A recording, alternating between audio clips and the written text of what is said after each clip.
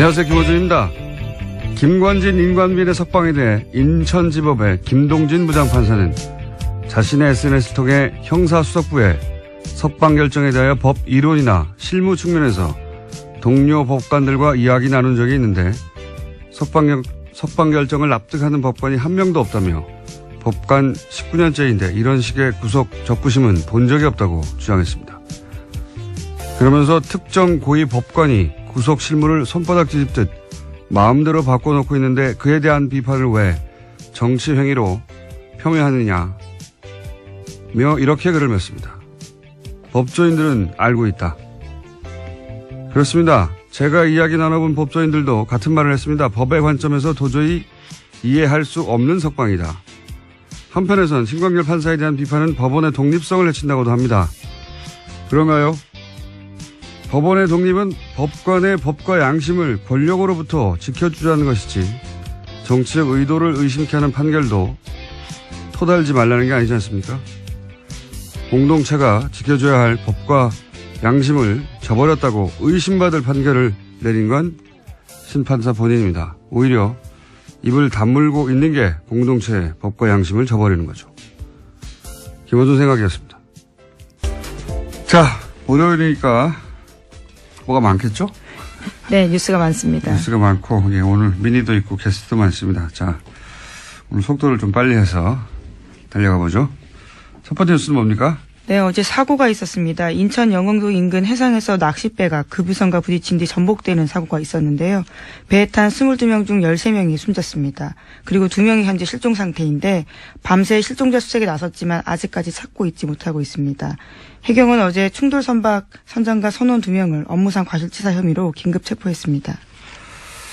세월호 때와 이제 대처를 비교하려는 어쩔 수 없는, 예, 기자들의 어떤 속성 때문에 관련해서 굉장히 많을 수밖에 없는 뉴스예요. 예.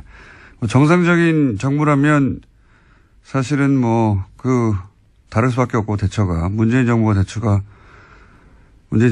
지금 특별할 건 없다고 보는데 저는 정상적이라면 다 이렇게 했었어야 되니까. 근데 이제 거꾸로 문재인 정부에서 대처하는 걸 보니까 다시 박근혜 정부 때 안 했던 게 눈에 띕니다. 예, 이 뉴스를 보니까. 가장 먼저 눈에 띄는 게 해군 투입이에요, 해군 투입. 예, 이번에는 해군 함정이 16척인가요? 그리고 헬기도 투입되고, 그리고 해군 소속 잠수사들 20여 명 투입되고 즉각. 근데 당시로 되돌아 가보면 황기철 전 해군 참모총장이 통영함이 구조함이었거든요. 예.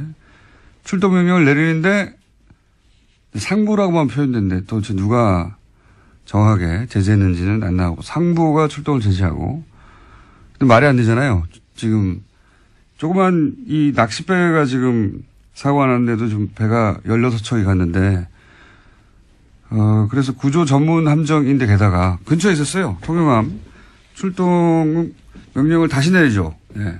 말이 안 된다고. 또다시 제지합니다. 그래서 못 갔는데 그리고 나서 이제 황 총장은 그에 사퇴합니다. 예. 사퇴를 당했다고 저는 보는데 당하고 그 다음 해에 곧바로 납품 비리로 구속이 돼요. 그리고 나서 1심, 2심 대법원 모두 무죄가 되긴 했죠. 예. 예. 그리고 되돌아보면 통영함 출동을 제지한 게 누군가. 제지할 수 있는 사람은 합참의장, 국방부 장관, 대통령, 세분밖에 없어요. 해군 총장이 배를 출동시키라고 했는데 왜 사고가 나서 못하겠단 말이죠. 그게 이제 괘씸해서 이 양반을 찍어내고 납품비리 만들어서 억지로 엮어 넣었다가 결국은 무죄가 됐지만 이때 누가 막았는지, 왜 막았는지 저는 다시 한번 이야기돼야 되는 사안이라고 봅니다. 네. 거꾸로 이제 정상적인 대처를 보다 보니까 그때 왜 안 했느냐 하는 게 다시 되짚어 주게 되는 사건이고 앞으로 당분간 그런 얘기가 나올 거라고 봅니다. 예. 다음 뉴스는요.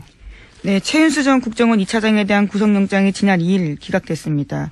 최 전 차장은 이석수 전 특별감찰관 등을 불법 사찰하고 문화계 블랙리스트 작성에 관여한 혐의를 받고 있는데요. 서울중앙지법 오민석 영장전담 판사가 밝힌 이유는 이렇습니다. 최 전 차장이 범행가담 경위와 정도에 비춰서 구속의 필요성을 인정하기 어렵다라면서요. 기각 사유를 밝혔습니다. 이건 참, 저희가 이정렬 판사가 그렇지 않아서 준비되어 있습니다. 전 판사님이. 이건 이제 이석수 전 특별감찰관이, 뒷조사를 당한 건 명백하단 말이죠. 그래서 뒷조사를 한 내용을 우병우 수석에게 전달한 추 전 국장은 구속됐어요. 이 일로. 네, 심지어 추 전 국장 같은 경우에는요, 검찰 조사에서 이러한 불만을 말하기도 했다라고 채널A가 보도하고 있는데, 추 전 국장은 청와대 보고는 상관의 지시에 따른 거였다라고 인정하면서 자기가 범죄를 저지른 거면 이를 지시한 최윤수 전 차장도 범죄자다 이렇게 이야기하고 있다고 합니다. 너무 당연하죠. 자기 보고 그걸 하라고 시킨 사람은 구속이 안 된 거 아니에요. 자기는 그 일을 했을 뿐인데. 이게 이제 이 영장은 결국은, 추 국장 이야기는 최윤수 전 국정원 차장이 시켜서 한 일인데 왜 나만 구속되느냐 이 말이고, 법원이 이제 시킨 사람은 풀어준 건데 이게 이제 우병우 전 수석 영장으로 가는 징검다리였었다고 다들 이제 추정하는 건데, 이걸 우병우 전 수석 영장이 발부돼서는 안 되니까 막은 게 아니겠느냐 이렇게 얘기들 할 수밖에 없는 상황인 거죠. 예. 이명박 정부에서는 김관진, 박근혜 정부에서는 우병우. 이 두 사람은 절대 구속되면 안 되는 사람이라고 봅니다. 네. 관련 영장이 계속 기각되고 있어요. 요건 이정렬 판사하고 저희가 다뤄보겠습니다. 자, 다음 순서는 뭡니까? 네, 그래서 관련해서 계속해서 혐의가 나오고 있는데요. 우병우 전 수석 관련된 혐의입니다. 과학계에서도 블랙리스트가 작성됐다라고 JTBC가 보도했는데요. 박근혜 정부 시절에 우병우 전 수석이 이끌던 청와대 민정수석실에서 국정원을 동원해서 과학기술계를 감시했다라는 겁니다. 최소 300명 이상의 단체와 개인이 포함되어 있다라고 하는데, 국정원 적폐청산 TF가 관련된 문건을 발견하고 검찰에 넘겼다라고 합니다. 아니, 문화예술은 대중들에게 뭐 영화나 드라마가 영향을 끼치니까 그랬다고 치더라도 과학계는 왜 그랬을까요? 예. 이런 건 무슨 어떤 특별한 계기가 있어야 되거든요. 예. 어떤 사건이 이들로 하여금 이런 발상을 하게 했느냐 굉장히 궁금해지는데, 그 과학기술계가 갑자기 정부 비판을 한다든가 눈에 띄게, 뭐 정부 비판은 어느 분야나 있을 수 있지만 그게 이제 정부 차원에서 개별적으로 뒷조사를 시켜야 되겠다 할 만큼이면 무슨 계기가 있을 텐데, 저는 그 계기가 궁금하고요. 일단 세월호 관련 사건이 아닐까. 당시에 정부 대처에서 과학계에서도 비판이 많았었거든요. 계기가 궁금합니다. 계기가. 이런 짓을 했다는 건 박근혜 정부라면 그럴 수도 있겠다 싶은데 왜 했을까? 그게 궁금하다. 1차 보도니까 이것도 역시 이제 우병우 민정수석실에서 했던 거니까 그리로 가는 혐의가 추가가 된 겁니다. 추가가 된 건데 왜 했을까 궁금합니다. 저는. 신기해요. 자, 다음 수는요. 네, 429조 원 내년도 나라 살림을 두고요. 아직까지도 국회에서 통과되지 못하고 있습니다. 지난 2일까지 통과됐어야 하는데 아직까지 지지부진한 상황인데요. 특히 여야는 문재인 대통령 1호 공약인 공무원 증원을 두고요. 팽팽하게 맞서고 있습니다. 민주당은 원안보다 1,500명 줄여서 1,500명 증원을 제시했지만 자유한국당에서는 7,000명 안팎, 국민의당에서는 8,000에서 9,000명 정도를 주장하고 있습니다. 지금 국회에서 한참 이걸로 싸우고 있는데요. 예. 문재인 정부의 공약 관련된 예산은 통과시키지 않겠다는 게 지금 야당의 의지인 거죠. 실제로는 다른 게 중요한 게 아니라. 요 문제는 저희가 3부에서 정창수 나라살림연구소장, 예산만 20년간 파온 분입니다. 그래서 뭐가 잘못됐는지 따져보기로 하고요. 그리고 지난 주말에 그 SNS, 제가 오프닝에서도 잠깐 얘기했지만,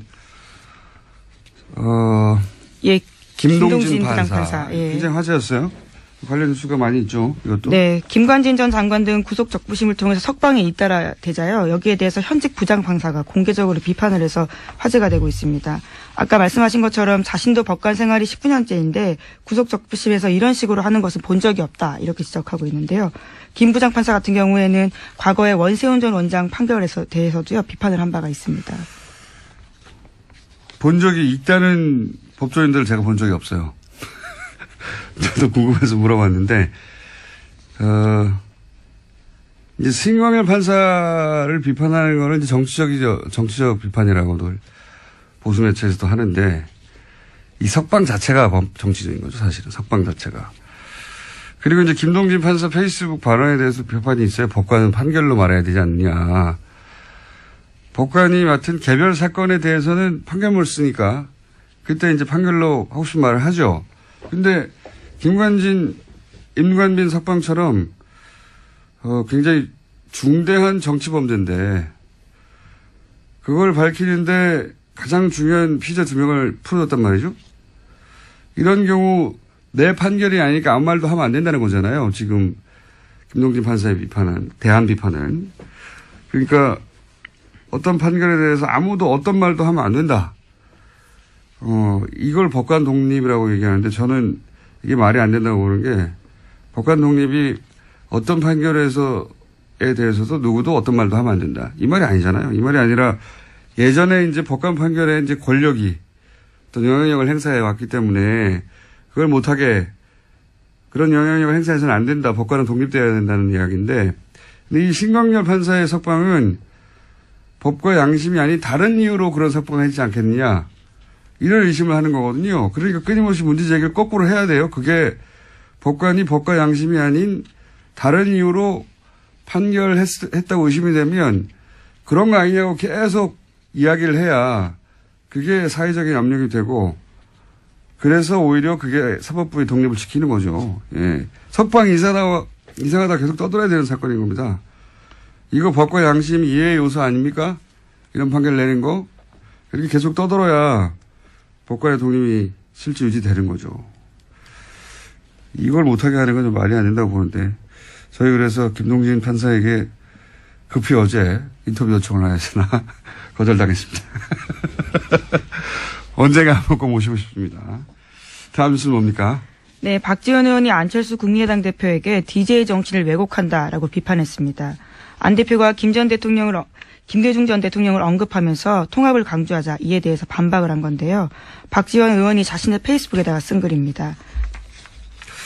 그렇군요. 바른정당에 이어서 이제 그럼 국민의당은 어떻게 되냐 싶어서 뉴스가 많이 나오는데, 저 개인적인 생각인데, 개인적으로는 안철수 대표 호남계는 함께하기 힘들 거라고 저는 봅니다. 왜냐하면은 안 대표는 이제 호남 베이스의 정당만으로 집권이 불가능하다 이렇게 판단한 것 같고, 그래서 탈호남 그리고 영남 베이스 유승민 결합을 해서 지방선거 이후에 자유한국당이 이제 존속되지 못할 거라고 보고, 그때 소위 중도 보수 자리를 선점하고 있겠다 그런 거거든요. 그 자리. 그래서 이제 영호남 화합하고 합리적 보수 또 바람이 새네 오늘 또 적자로 나서겠다 이런 그림이고, 호남계는 왜 자기들이 그런 보수 정당의 미끄럼이 돼야 하느냐. 안철수 대권을 위해서 왜 우리가 그런 짓을 해야 하느냐 이거거든요. 예. 정치적 노선도 다르고. 이제 거기에 예로 들려진 게 김대중 전 대통령이었어요. 다시 한번 서로 이제 굉장히 목소리를 높인 건데요. 특히나 안철수 대표 같은 경우에는 당내에 김대중 전 대통령과 정치한 사람이 많은데 수건이 남북통일 아니었냐라면서 영호남 통합도 못하면서 남북통일 어떻게 하냐 이렇게까지 이야기했습니다. 그러니까요. 서로 말로 싸우고 있는데 결국은 헤어지게 되지 않겠는가. 호남계 쪽에서는 이제 안철수 대권을 위해서 희생할 생각이 없다 이런 거거든요. 예. 노선도 다르고 안철수가 그만한 인물도 아니다 이런 이야기를 하기 시작한 거죠. 예. 언제 어떻게 어떤 모양으로 헤어지냐 그것만 남은 거죠. 사실 근데 정치는 그게 전부예요. 타이밍과 명분. 시간이 벌써 다 됐네요. 이정률 판사 기다리고 있는데, 자 제목만 짚고 몇 가지 넘어가죠. 네, 그러면 트럼프 소식부터 먼저 전해드리겠습니다. 트럼프 소식. 네. 네. 마이클 플린 전 백악관 국가안보보좌관이 러시아 게이트 특검 수사에서 유죄를 인정했습니다. 그러자 트럼프가 자신의 트위터에다가 남긴 글이 있는데요. 이것이 오히려 트럼프의 발목을 잡고 있습니다. 플린이 부통령과 연방수사국에 거짓말을 했기 때문에 내가 해임했다 이렇게 밝혔는데요. 오히려 합법적인 행동을 했는데 유죄를 인정받고 죄송합니다. 플린이 합법적으로 행동했는데도 유죄를 인정하고 감형받으려 하는 것이 부끄럽다 이렇게 이야기를 한 건데요. 그러니까 오히려 사법방해죄가 되는 게 아니냐라는 논란이 일고 있습니다. 이게 그냥 넘어가려고 그랬는데 시간이 짧아서 잠깐 얘기하고 넘어가야 되겠네. 이제 트럼프의 트위터가 이런 얘기거든요. 플린을 해고한 이유는 그가 거짓말했기 때문이다. 인수위 기간, 이제 미국 대통령 인수위 기간에 있었던 일은 합법적이었다. 이렇게 썼어요. 이게 아주 이상한 논리인데 이 기사만 봐서는 도대체 무슨 말인지 잘 모르게 기사를 썼어요. 보니까 저도 봤는데. 마이클 플린 국가안보보좌관인데 플리바겐을 했습니다. 플리바겐이라는 게 이제 내 죄에 있으니까 죄 있다는 거 인정할 테니까 형량 좀 낮춰줘. 뭐 이런 플리바겐을 했는데 그 말은 무슨 말이냐면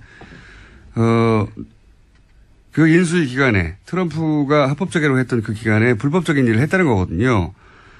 근데 트럼프가 이제 플린을 해고한 게 거짓말을 했기 때문이라고 했는데 이게 왜 이상한 논리냐면 트럼프 말은 플린이 불법이 있었던 것처럼 FBI 거짓말 했다는 거예요. 그 기간에. 네, 앞서서 그랬다라는 거죠. 불법이 있었던 것처럼 불법이 없었는데 트럼프가 트위터에서 하고 싶었던 말은 자기는 잘못이 없는데 플린이 마치 불법이 있었던 것처럼 자기를 모함했다. 이런 소리예요. 모함했다. 그래서 해고했다. 이런 논리 전개인데 자기가 잘못이 없다는 걸 트럼프는 강조하다 보니까 이게 논리가 꼬인 거예요. 왜 꼬인 거냐면 플린은 그때는 러시아 개입이 없었다고 주장했거든요. 그러다가 지금은 아니다. 있다고 바꾸는 중이에요.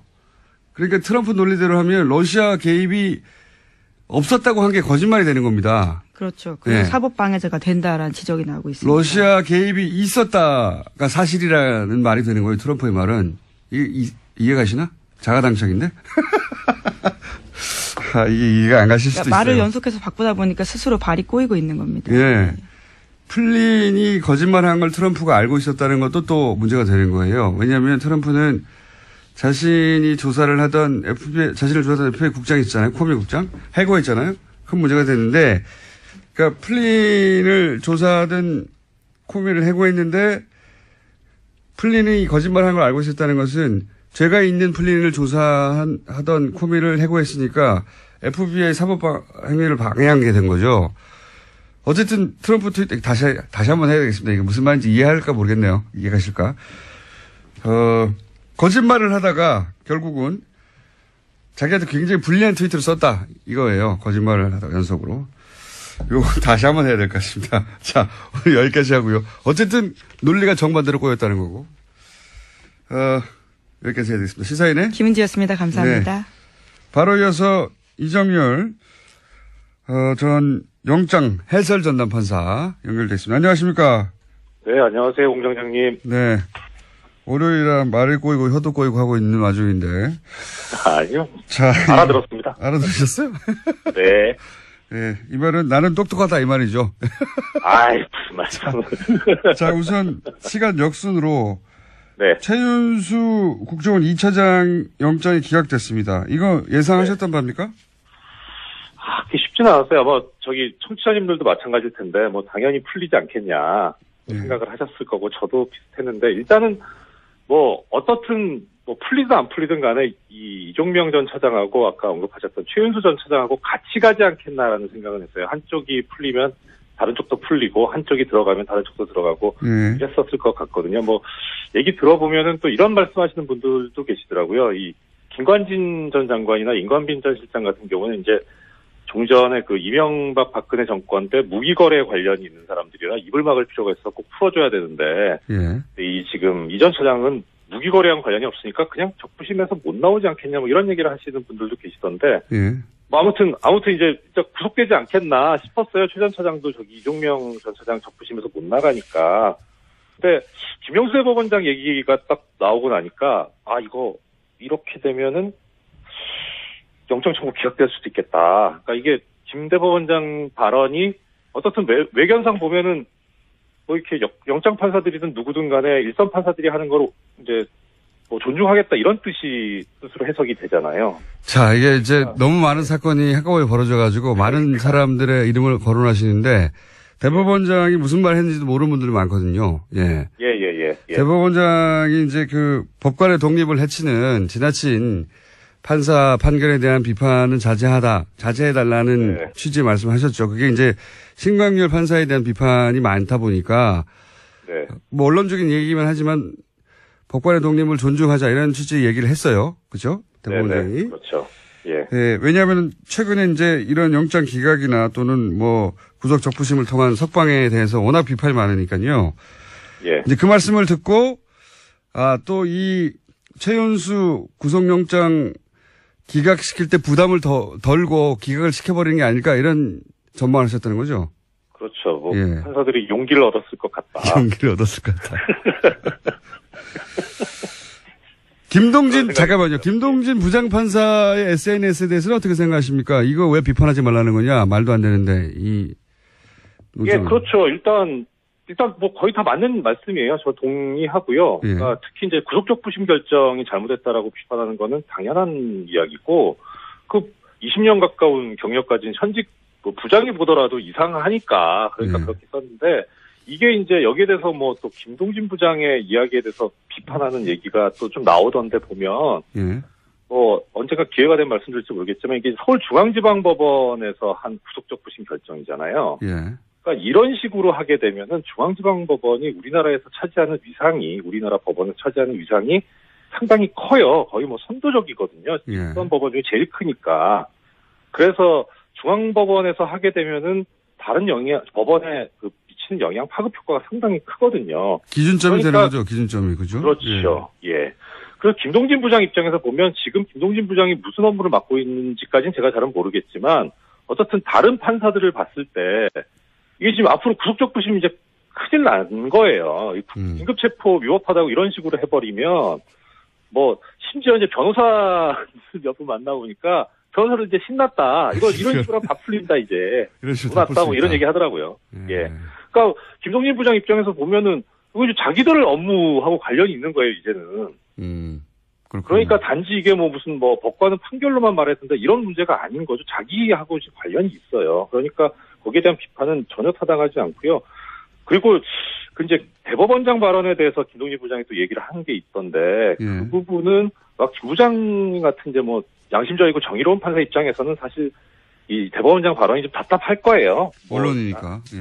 그렇죠. 예, 뭐 적폐청산이 시급한데 언제 지금 이런 거 지금 뭐 이렇게 옹호해선 되겠느냐 이렇게 생각이 드는데, 그거는 내부에서 이제 그 김 부장 같은 그런 그 견해일 것 같고, 완전 시간이 있으면 말씀드리겠지만은 제가 보기에는 크게 뭐 염두에 둘 만한 이야기는 아니지 않나 싶거든요. 그냥 원론을 얘기했을 뿐이다. 네, 그렇죠. 그리고 그렇게 얘기할 수밖에 없는 상황이고요. 또 그리고 대법원장 입장에서는 그러니까 크게 뭐 염두에 둘 필요는 없고, 오히려 그 대법원장 얘기 중에 이제 뭐 정치적인 그 목적을 가지고 이렇게 법관의 판단에 대해서 비난하는 건 옳지 않다 이렇게 하고 있는데, 정치적인 목적 갖고 있으면 안 되죠. 예. 그런데 우리 같은 일반인들은 정치적인 목적이 없잖아요. 그러니까 하면 되죠. 열심히 하면 되죠. 아니, 근데 석방 자체가 정치적 의도를 가지고 한 게 아니냐고 의심받는 거 아닙니까? 법리로 이해가 그렇죠. 안 되니까. 예. 맞습니다. 이미 석방이 정치적인데 그걸 비판하는 게 안 된다는 건 말이 안 되는 것 같고요. 예. 네. 시간이 있을지 모르겠다고 계속 말씀하셨는데 시간이 있은 적이 없어요, 저희가. 그러게요. 오늘은 그러면 간단하게 하나만 정리를 하고 내일이나 모레 다시 하죠, 또. 네, 알겠습니다. 연결해서 하겠는데. 예. 이 최윤수 국정원 2차장을 이제 기각될 거라고 예상했던 사람들의 이때까지 계속 기각됐던 게 우병우 전 수석과 관련된 건 다 기각됐으니까 네. 이 구속영장 청구도 기각될 거라고 이렇게 생각을 했단 말이죠. 이건 이제 법리는 네네. 모르고 예. 계속 이어진 정치적 상황 속에서 그렇게 예상을 했는데, 법리적으로 볼 때 최윤수 국정원 2차장을 기각하는 게 맞는 겁니까? 여기까지만 딱 하고 다음 시간에 다시 하죠. 더 말씀드리면 잘못됐죠. 아까도 말씀하셨지만 영장 기각 이유를 보면 가장 중요한 게 이제 피의자의 범행 가담 정도와 경위에 비추어서 구속하기는 뭐 이제 적당하지 않다는 거잖아요. 근데 추국장은 부하 직원인데 구속됐잖아요. 똑같은 일을 했는데. 그러니까요. 그러니까 도대체 어느 정도 돼야 이 가담 정도와 경위가 중하다고 보는 거냐라는 건데. 근데 말씀드린 대로 그 형평성에도 안 맞고 그래서 잘못된 건데, 어떻든 뭐 해놨으니까 이게 참 이제 앞으로 어떻게 될 것인가도 보면, 우병우 전 수석 같은 경우에는 본인도 체념한 것 같았거든요. 뭐 숙명이라면 받아들이겠다 이런 말도 했잖아요. 예. 그래서 뭐 거의 다 이제 구속 이번엔 되는 거구나 싶었던 것 같은데요. 네. 그죠? 그렇죠. 왜냐하면 그런데 이렇게 되니까 예. 부하 직원이 구속됐는데 상사는 풀어줄 수 없다는 게 본인도 법조인 출신인데 예. 그렇죠. 그렇게 예. 생각했을 텐데 의외로 풀어주니까 깜짝 놀랐을 것 같아요. 그렇죠. 그래 그런 것 같아요. 그랬을 것 같아요. 그래서 일단은 맞고 틀리고를 떠나서 이번 최 전 차장 영장 기각 결정만 놓고 본다면 예. 이 가담 정도가 제일 높은 사람이 누구냐 예. 했을 때 이걸 전부 다 박근혜 전 대통령한테 밀어버린다면 우전 수석도 사실 또 영장 기각될 가능성이 있죠. 그렇게만 보면. 그래서 지난번 집행유예로 나왔던 이영선 예. 예. 그렇죠. 이영선 행정관이 집행유예로 나와버렸잖아요. 실형 1년 있다가 집행유예로 나왔는데 그때 논리가 결국은 다 대통령 지시에 따랐기 때문에 집행유예로 풀려났거든요. 그런 논리로. 네, 그렇죠. 그래서 그거 보고 저는 걱정했어요. 예. 네. 다 이렇게 밀어버리지 않을까. 맞습니다. 그 문제는 이제 그 재판을 한 재판부가 나중에 박근혜 전 대통령의 재판까지 하게 된다면 논리가 일관돼야 되니까. 예. 그거는 큰 문제가 어쩌면 안 될 수도 있어요. 왜냐면 결국은 박근혜 전 대통령이 다 시킨 거 아니냐 이렇게 가면 되니까. 박근혜 전 대통령 빠져나가기 힘들다 보고 예. 다른 관계자들 등의 중요 관계자들 이렇게 빼고 있는 게 아닐까. 이런 의구심을 일반인들이 갖는 거죠. 그렇죠. 예. 자, 오늘은 여기까지 한번 해보고요. 그 외에도 사실 많아요. 구속 적부심이 누구는 석방되고 누구는 석방 안 되고 이런 일이 계속 벌어지고 있거든요. 네. 그러니까 저는 김동진 부장판사도 열받은 것 같아요. 우리 보고 어떻게 하라는 거냐 앞으로 그러면. 그렇죠. 어떤 기준으로 하라는 거냐. 예. 예. 당장 사건 밀려올 겁니다. 예. 엉망진창이 되고 있는 거죠 지금. 예. 동의합니다. 맞습니다. 자, 여기까지 하고요. 예. 나머지 누가 석방되고 누가 석방 안 됐는지 이런 일이 왜 벌어졌는지는 내일 또 다시 연결하겠습니다. 오늘 말씀 여기까지 듣겠습니다. 감사합니다. 예, 고맙습니다. 국민 여러분 안녕하십니까. 여러분의 귀염둥이 MB 인사 올리겠습니다. 국민 여러분 세월이 참 빠릅니다. 벌써 이게 12월입니다. 이제 이 2017년도 한 달밖에 안 남은 것이다. 2017년 병신년. 응? 참 이런 식으로 참 오랜만에 불러보네. 병신년. 이상하게 입에 붙네 이게. 모쪼록 얼마 남지 않았지만은 2017년 병신년 건강하고 행복하게 잘 마무리하시 바란다는 말씀만 진심을 담아서 국민 여러분께 드립니다.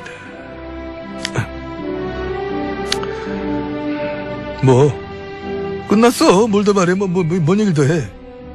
진우야, 끝났다고. 눈을 떼고 어떻게 쳐다보나? 아이고, 참나. 됐다고. 나 너 이제 안 키워줘. 내가 네 얘기는 자꾸 해줄 것 같아? 네 바라는 대로 안 해줘. 봐보면 저때 은근히 나한테 기대한다니까? 진우 저거나 저 털보 저거. 내가 키워놓은 거 아니야. 저 괜히 키워준 것 같아. 이제부터 난 너네 얘기 안 해. 내 얘기하면 너네 뜬다고. 저것들 말이야. 내가 키워준 것도 모르고. 특히 털보 저거. 진우 너 마찬가지야. 눈 안 깔아? 진우 기자 나왔습니다. 안녕하십니까. 네. 안원구 전 대구지방국세청장님 나오셨습니다. 안녕하십니까. 예, 안녕하십니까. 소개를 꼭 다시 해야 되나 싶긴 한데, 두 분을. 어쨌든 두 분이 나와 계시고, 오늘 또 이제 얘기할 내용은, 좀 오래된 내용인데, 다시 되짚어 볼 필요가 있습니다. 왜냐면 여기에 또 비자금이 또 동원됐다는 의혹이 있기 때문에, 뭐냐면은, 이명박 전 대통령의 사저, 예. 그리고 박근혜 전 대통령의 사저, 네, 내곡동 땅이죠. 그리고 평창 땅이고. 예. 네. 요 두 사저에는 공통점이 있다. 네, 사저 구입 관련해서. 이 사저 부지 관련해가지고 공통점이 있다는 건데, 우선 이명박 전 대통령 사저는 사실 특검까지 갔던 사안이라. 예. 네. 그리고 이 내곡동 사저의 특검은 여기 나와 있는 주진우 기자의 취재로 사실 시작된 겁니다. 네. 특검 전문이에요. 주진우 기자가. 특검 몇 건 했어요. 네. BBK 특검과 네. 내곡동 땅 특검 그리고 김어준 총수와 공동으로 선관위 디도스 사건. 네. 선관위 디도스 사건 특검. 제가 했던 것을 기억해 주시기 바랍니다. 특검 유발자. 자, 그런데 이 내곡동, 이명박 전 대통령 내곡동 사저 구입권은, 약간 각도를 달리해서 바라보면, 이거 이명박 전 대통령이 땅 투기한 거 아니야? 예. 기획부동산 아니었어, 이명박 전 대통령의? 그런 점이 있습니다. 상당히 농후합니다. 네. 그때 특검은 이제 구입 자금에 집중했거든요. 네. 구입 자금도 이상합니다.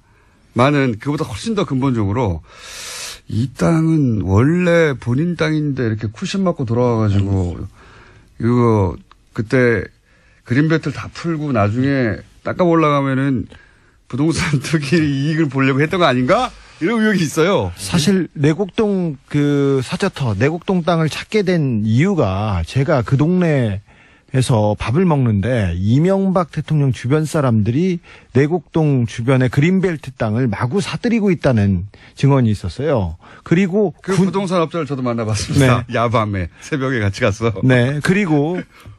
그리고 그 사저로 그 예정지 뒷부분에 예비군 훈련장이 있었어요. 그런데 군이 자꾸 와서 예비군 훈련장을 옮기려고 했어요. 그러니까 내곡동 사저가 이명박 대통령이 들어오고 그리고 예비군 훈련장이 사라지면서 자연스럽게 그린벨트가 풀려서 거기가 상업지구나 주택지구로 바뀌면서 막대한 시세 차익을 얻는다. 그게 이명박 대통령 주변에서 갔던 그 시세 차익만 얻는 것이 아니라 그 아들에게 그렇죠. 그 땅을 그 우회 증여, 네. 그렇죠. 증여를 해서 그 또 차익을 아들한테 그냥 넘기고 국가 예산을 거기다가 또 얹어가지고 아들한테 물려주려고 한 그런 정황이 있는데. 자, 이게 이제 오래된 사건이라 이게 이제 포괄적인 내용이고 좀 자세히 들여다보겠습니다. 자세히 들여다보면 이명박 전 대통령은 단순히 한 가지 일 때문에 이 일을 한 게 아니고 그렇습니다. 굉장히 복합적으로. 그분은 그렇게 꼼꼼하시고 위대하신 분입니다. 그러니까 이게 지금은 비자금 얘기만 계속 나오거든요. 그 땅 구입할 때 돈을 누가 줬다는데 그 사실이 아니라는데 이런 얘기만 나오는데 그건 제껴놓고 그것도 한 덩어리 있습니다. 그 이전에 이 땅은 이명박 전 대통령의 임기 중 마지막 기획 부동산이 아니었나 싶은 의혹이 있어요. 이 땅은 2004년과 2005년 박안무개 씨가 매입합니다. 그런데 이분은 서울시에서 산하기관이었죠. 서울시정개발연구원 팀장을 지냅니다. 이명박 시절에 이 땅을 탑니다. 그리고 이명박 서울시장 시절에 예. 서울시 산하 공무원이 이 땅을 사요. 그리고는 2010년 1월 15일에 그 박 팀장이 유안무개 씨라는 사람한테 그냥 증여합니다. 여기서부터 정말 골 때립니다. 이게 당시 사건이 여기까지는 안 갔거든요. 그렇습니다. 예. 여기까지는 안 가고 돈 어디서 샀냐에 특검이 맞췄는데 생각해 보세요. 이명박 서울시장이 되고 난 다음에 그린벨트로 묶여있던 땅을 이명박 서울시 산하의 공무원 한 사람이 사요. 그렇죠. 그런 다음에 대통령이 된 다음에 이 땅을 유모 씨라고 하는 밥집 하던 분에게 줍니다. 그냥. 그리고 거기는 주택가가 아니라 거기는 산이에요. 야산이 되어서 그린벨트 지원인데 그 집만 그린벨트를 풀어줘요. 이렇게 배꼽으로.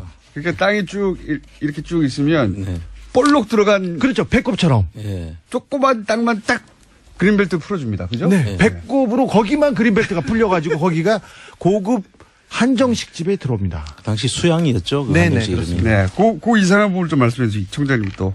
그 수양이라는 한정식을 한정식 집입니다. 그 대지로 풀어줌으로써 그 가격이 완전 급등을 하죠. 그 당연히. 땅에. 네. 전부 다 옆에는 그린벨트인데 고기만 볼록 튀어나오게 예. 풀어줍니다. 그거까지만 해도 너무 이상한데 그 뒤를 그 땅을 이시영 씨가 사게 하고 예. 그 주변을 경호실에서 또 삽니다. 이게 왜 이상한지 설명해 주세요. 그 경호실에 사는데 그 총 들어간 돈이 54억으로 돼 있는데요. 예.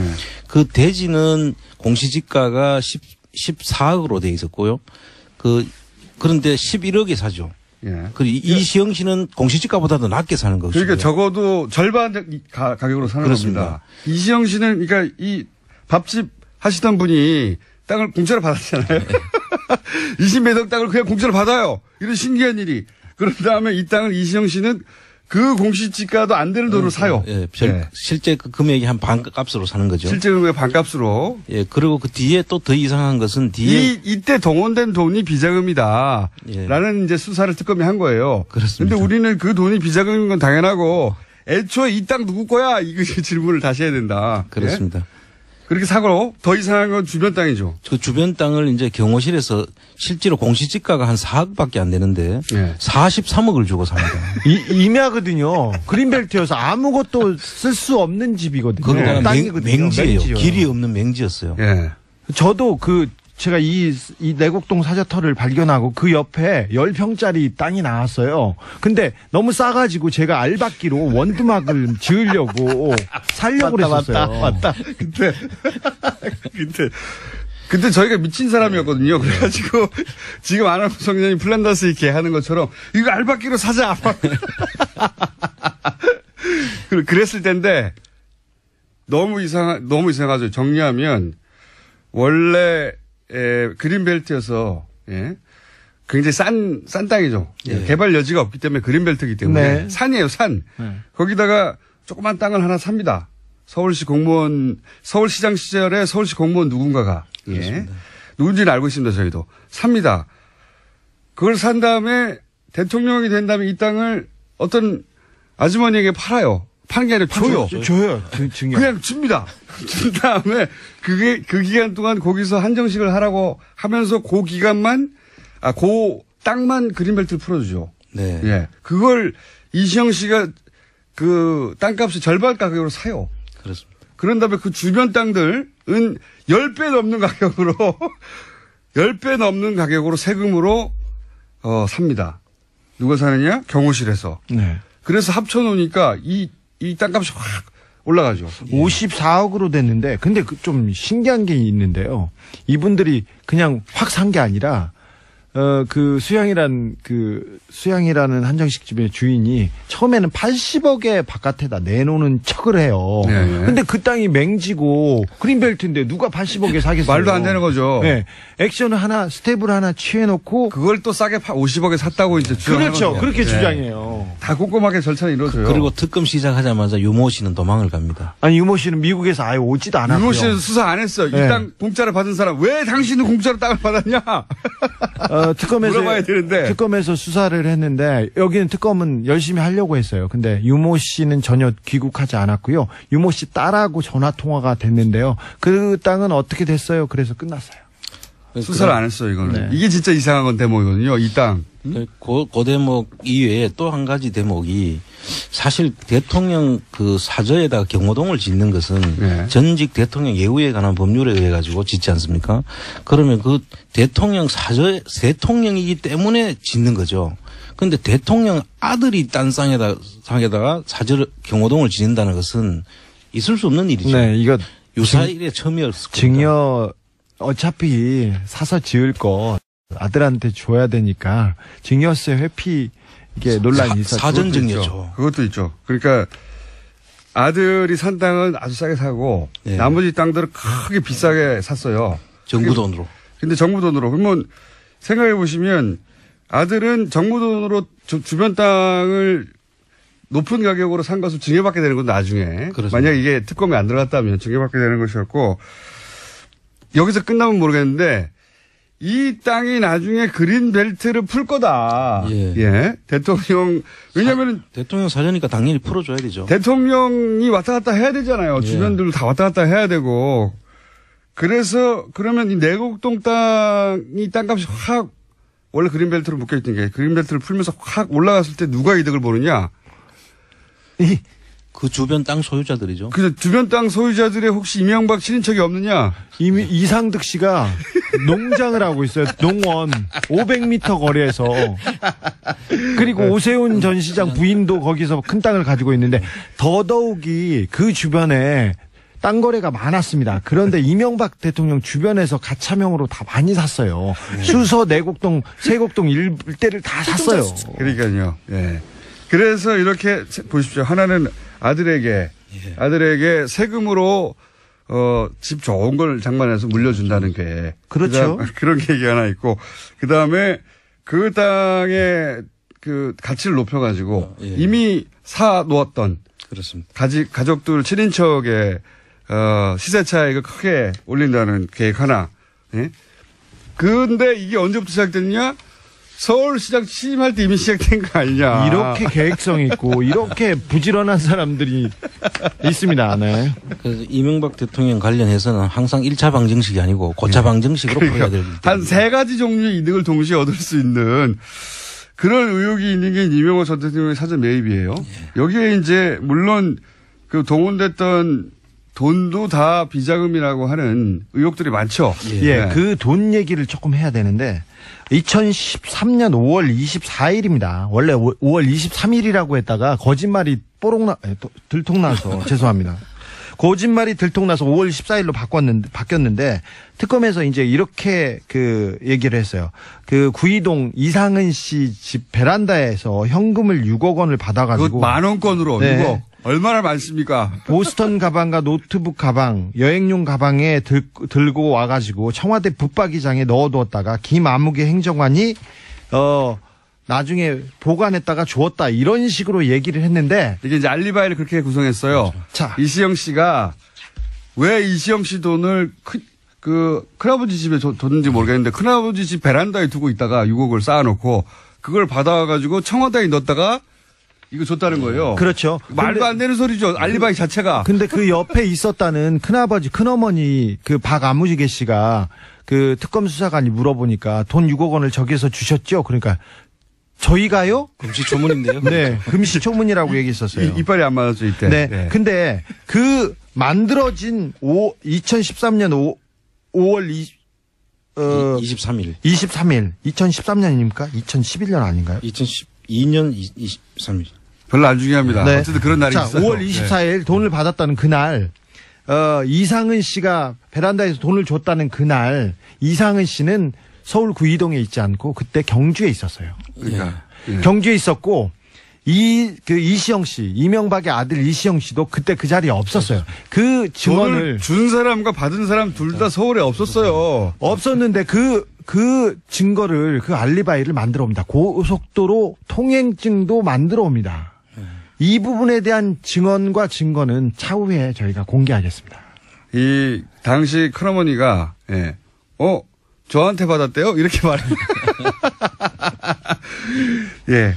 그 서울에 있었던 큰엄마는 준 적이 없다고 하고 줬다고 하는 큰아버지하고 받았다는 이시영 씨는 서울에 없었어요. 그 자리에 아예. 없었어요. 그래서 예. 그 6억의 비자금 문제가 또 최근에 진선미 의원이 밝힌 힐스테이트 전세금 예. 그 6억 4천입니까? 그거 저희가 다 해놨어요. 그때 몇 년 전에 저희가 다 했어요. 그래서 잠깐만요. 이거 이명박 대통령까지밖에 못했는데 거의 시간이 다 됐어. 오늘은 이야기를 마무리를 아니 해서 시작도 안 했는데 박근혜 대통령까지 못 갔는데 아니 시작도 안 했잖아요 지금. 박근혜 대통령까지 못 갔는데 3부에서 10분 저희가 더 하고 일단 박근혜 대통령 공통점까지는 얘기해야지 이게 마무리가 되는 거 아니겠습니까? 네. 주진우 기자, 안홍구 청장님 3부에서 10분 더 보겠습니다. 자, 2부에 이어서 네 저희가 이명박 박근혜 사저 매입에는 공통점이 있다는 주제로 2부에서 이명박 전 대통령 사저 매입과 관련한 이야기를 하다가 박근혜 전 대통령 들어가지도 못하고 끝나서 박근혜 전 대통령까지는 하고 끝내야 되겠어서 10분을 더 합니다. 앞부분을 2부를 잠깐 요약하면 이명박 전 대통령의 내곡동 사저 특검까지 했었죠. 이 사저의 부지는 이명박 전 대통령이 서울시장 시절에 서울시 공무원 모 씨가 이 땅을 삽니다. 예, 거기서부터 시작됩니다. 그리고 요 땅만 이게 이제 산 바로 아래인데 요 땅만 딱 잘라가지고 그린벨트를 서울시장 시절에 풀어줘요. 그리고 나서 이 땅을 유모 씨에게 이 서울시 공무원이 증여를 그냥 줍니다. 아무런 친인척 관계도 아닌데 땅을 공지시가만 해도 10억이 넘는 땅을 그냥 증여를 해버려요. 그리고 나서 이 땅에서 식당을 쭉 하다가 이명박 대통령 임기 말에 이 땅을 이시영 씨가 삽니다. 시세의 절반도 안 되는 가격으로 삽니다. 사는데 살 때 동원했던 돈이 이제 비자금이다 하는 게 특검의 내용이었고 저희는 그 내용이 아니라 이 땅이 애초부터 차명 보유됐던 거 아닐까라는 의혹을 가지고 있어요. 아예 이명박 전 대통령의 차명으로 그 땅을 보유하고 있다가 나중에 사저로 이 땅을 세금을 동원해서 매입한 게 아닌가 여러 가지 이상한 과정을 통해서 중간에 가족도 아닌데 증여를 한 부분도 굉장히 이상하고요. 이 유모 씨는 특검에서 조사를 안 했어요. 미국으로 가버려가지고. 그래서 애초에 차명 땅을 그렇게 대통령 임기 말에 소위 이제 기획부동산으로 아들에게 세금을 통해서 물려주려고 한 거 아닌가. 대통령 사전인데 이 얘기를 한참 했죠. 한참 했는데 이제 박근혜 전 대통령의 이제 평창동 케이스도 유사하다. 어떤 점 유사한지 좀 설명해 주시죠. 간단하게. 이제 강원 평창군의 용평면 도사리에 있는 땅인데요. 최초에는 그 땅이 한 7만 평 되는데 그 땅을 최초에는 그 정윤회와 최순실 양 사람 명의로 정윤회가 3, 그다음 최순실 7이었던 그 지분 구조를 가지고 구입했던 거죠. 이게 이제 박근혜 전 대통령의 땅이 아니었던 공통점 그리고 주변인의 소유를 있었던 거죠 지금. 그렇습니다. 그런데 그 땅을 이제 정윤회 씨와 그 최순실 씨가 이혼을 하면서 정윤회 씨가 가지고 있던 사물 전부 다 정유라 씨한테 주죠. 예. 그리고 최순실 씨가 가지고 있던 70% 중에서 20%를 또 정유라한테 줘가지고 정유라와 최순실 씨가 5대5로 이걸 소유하고 있는 땅인데 그 JTBC에서 한번 밝혔지만 유상영 씨라는 그 최순실 씨 그 일 봐주던 친구가 있지 않습니까? 일 봐주는 사람으로 최순실한테 마지막까지 남아있던 사람이 유상영, 김수현이라는 사람인데 그 중에서는 그래도 머리를 조금 썼던 사람입니다. 그러니까 검찰 수사에 대해서 수사 내용을 파악해서 파악이 아니라 누가 검찰에서 유상영한테 보고했어요. 그래서 유상영이 그 최순실한테 보고하는 내용들이 휴대폰 메시지에 그대로 남아 있었던 그런 인물입니다. 그 사람은 또 뭐 잠깐 설명하면 스포츠 사업을 가지고 돈을 만드는 역할을 그 사람 머리에서 다 나온 거예요. 보니까. 보고서를 쓰기도 했는데 일반인이 보기에도 굉장히 허접한 좀 되게 부족한 사람이에요. 그런데 어쨌든 최순실 씨 주변에서는 브레인으로 통했습니다. 그 사람 말에 의하면은 그 평창군의 그 도사리 땅을 거기다가 박근혜 씨의 그 사후 퇴임 후에 사저를 아방궁으로 짓겠다 하는 그런 계획을 가지고 자기가 거기를 드나들었다라고 하는 진술이 있죠. 아방궁 계획이라고 아방궁이라는 표현은 그분이 유상영 씨가 한 말입니다. 그렇습니다. 저희가 표현한 게 아니라 이분은 아방궁의 의미를 잘 모를 거예요. 단어를 그 정도 수준인데 아무튼 크게 짓겠다는 생각이었나 보죠. 네. 크고 화려하게 짓는다는 것을 그렇게 표현했죠. 사절.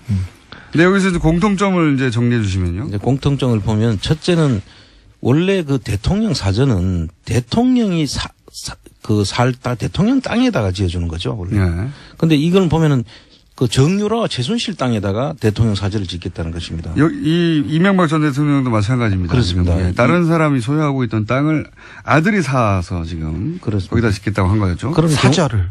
경호동이 들어오게 되고 그 땅들이 다 그린벨트로 되어 있는 목장지 용지였지 않습니까? 네, 목장지 임야. 그걸 다 이제 풀 수밖에 없죠. 대지로. 양쪽 다 그린벨트였던 걸 풀게 되는 거죠. 그리고 진입도로라든지 그동안에 거의 뭐 임목도로 정도 나와 있던 것을 임도 정도를 다 도로를 완전히 다 뚫어야 되지 않겠습니까? 그러니까 그린벨트였으니까 차도가 없었을 거 아닙니까? 당연히 못 짓게 하니까. 근데 이제 사저가 들어가면 거기에 정식으로 도로가 나죠. 그럼 그 주변 땅들은 급상승을 하게 되죠. 가격이. 그래 7만 평이나 되는 땅들에 대한 가치 상승이 지금 그 이시영 씨가 내곡동 땅을 한 거하고 똑같은 그런 결과를. 근데 지금 이제 내곡동 땅을 그때 사저로 이제 결국 진행을 했었으면 내곡동 땅 주변 땅을 소유하고 있던 이명박 전 대통령의 인척이 소유하고 있는 땅들 가치가 급상승했겠죠. 그래서 이제 부동산의 이득을 볼 상황이었는데 박근혜 전 대통령 케이스도 마찬가지였던 거죠. 최순실 씨가 그 주변 땅들을 소유하고 있었지 않습니까? 그렇습니다. 그래서 이제 지가가 또 상승하게 되는 거죠. 그런 곳에 지으려고 했고 또 하나의 공통점이라고 한다면 다음 세대에게 세금으로 그 땅의 가치를 물려주는. 네. 세금 없이 원래 세금 없이 참, 사전 상속이라든지 상속세를 물고 사실 주는 게 맞는데 네. 그 땅 위에다가 건물을 지어 가지고 그 모든 혜택들이 다 땅 주인한테 돌아가게 돼 있지 않습니까? 그런데 땅 주인은 이시영 씨가 있었고 예. 이 경우에는 정윤아 네. 씨가 있었던 거죠. 예. 아주 이상한 거죠. 정윤아 씨가 딸은 아니지만 어쨌든 다음 세대에게 그 가치가 물려지는 상황. 예. 그런 공통점이 있다고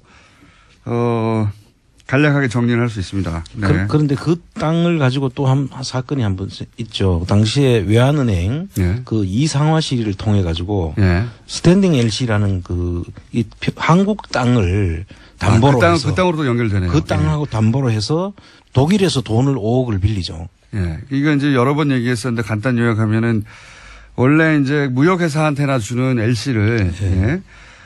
정유라라고 하는 10대에게 독일에서 대출받도록 과정을 봐준 예. 그때 담보로 제공된 땅이 이 땅이었습니다. 예. 참 여러 가지가 다 연결되어 있습니다. 자, 그런데 그건 공통점이고 저는 이제 재수사가 이루어져야 되는 대목은 이 사저의 애초 이명박 전 대통령 사저 부지 내곡동 땅 이 땅의 원소유주가 이명박 전 대통령이 아니었냐 차명소유 아니었냐 부동산이 그 부분을 지금 검찰이 수사를 해야 되는데 그때 미국으로 갔던 유모 씨 그러니까 그 사저 부지에서 식당을 운영했던 한동안 그 네. 유모 씨에 대해서 검찰은 어디까지 조사가 말하는 그때 특검에서 수사를 하려고 했는데 연락이 닿지 않았습니다. 근데 미국에 가서 미국에서 네. 근데 유모 씨하고는 연락이 안 닿고 유모 씨의 딸과 연락이 닿는데 그렇게 영어를 잘하는 사람이 아닌데 끝까지 영어로 대답을 해가지고 네, 조사에 한계가 있었어요. 오늘은 여기까지 하겠습니다. 이거 수사 내곡동 수사 다시 해야 된다. 자, 지금까지 시사인의 주진우 기자, 감사합니다. 안원구 전 국세청장이었습니다. 감사합니다. 예, 감사합니다. 자, 이어서 지금 국회에서 예산안 처리가 이루어지고 있는데 법정 시한을 넘겼습니다. 법정 시한이 어제 그저께였거든요. 넘겼습니다. 합의안 도출에 실패하고 있는데 뭐가 문제인지 나라살림연구소 정창수 소장 연결해서 물어보겠습니다. 안녕하십니까 소장님. 네, 안녕하십니까. 네, 이게 왜 안 되고 있는지 쟁점부터 정리해 주십시오. 6개가 마지막 결정이 남았었는데요. 네. 이제 4개는 사실은 좀 소소리로 넘어갔고 2개가 지금 중요합니다. 예. 일자리 안정자금하고 공무원 증원. 예. 이 2가지에서 크게 걸렸고요. 세금에서도 2개 걸려있긴 하지만 이 2개가 핵심이라고 볼 수 있습니다. 구체적으로는 이제 정부안이 공무원 숫자를 12,000명 증원해야 한다고 하는데 그리고 여기서 한 1,500명 정도는 절충안을 제시했는데 자유한국당에서는 이거를 7,000명으로 줄이자 이런 거죠.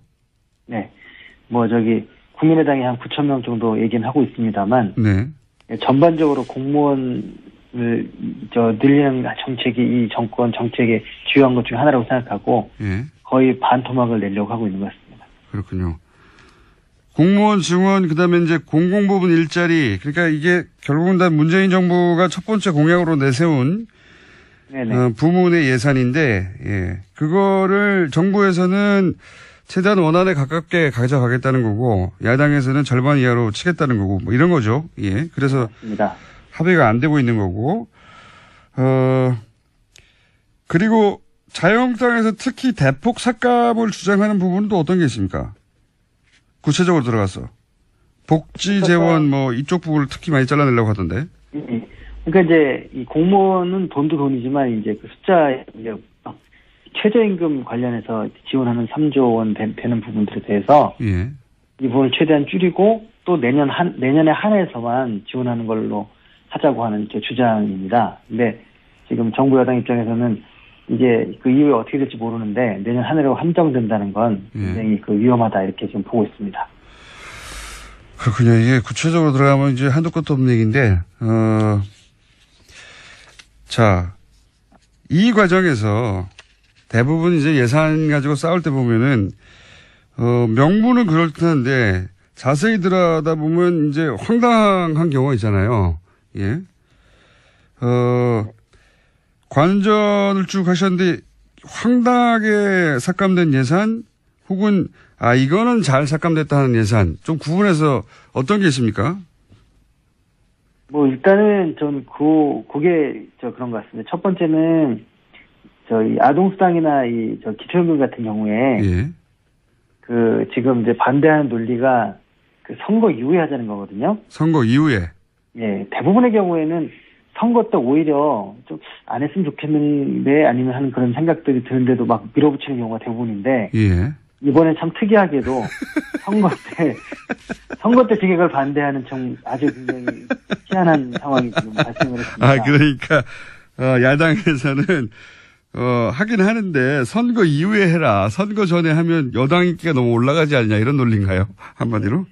근데 납득할 수 없는 것은 이분들이 대선 때 공약을 냈던 거거든요, 다. 물론 대부분 경우 반대하는 게 지금 야당에서 반대하는 게 자기들도 다 찬성했던 것들입니다, 사실. 예. 찬성했던 거니까 이왕 할 거 또 예. 이 원론적으로 반대하지 않는다면 미리 하고 자기들도 참여해서 했다고 자랑을 하면 될 텐데. 네. 굉장히 좀 분위기가 이상한 것 같고요. 그게 6월 지방선거 이후에 지급하라. 네. 그것도 이제 7월에 하겠다, 여당이 그러니까. 예. 그럼 선거 바로 직후에 하면 선거 때 분위기가 타니까 10월 이후로 하자. 뭐 이런 지금 주장을 하고 있습니다. 그러니까 지급 자체를 반대하는 건 아니고 그 시기를 딱 찍어서 지방선거 이후에 지급해라. 예. 네. 과거에 야당이 반대였을 때는 예. 오히려 야당들이 그 주장을 하고 예. 여당이 막 반대하다가 어쩔 수 없이 따라가고 이런 거였는데 예. 이번은 정반대가 된 상황이 됐습니다. 그래도 이거 너무 속보이네요. 지방선거 이후에 지급하라고 하는 건.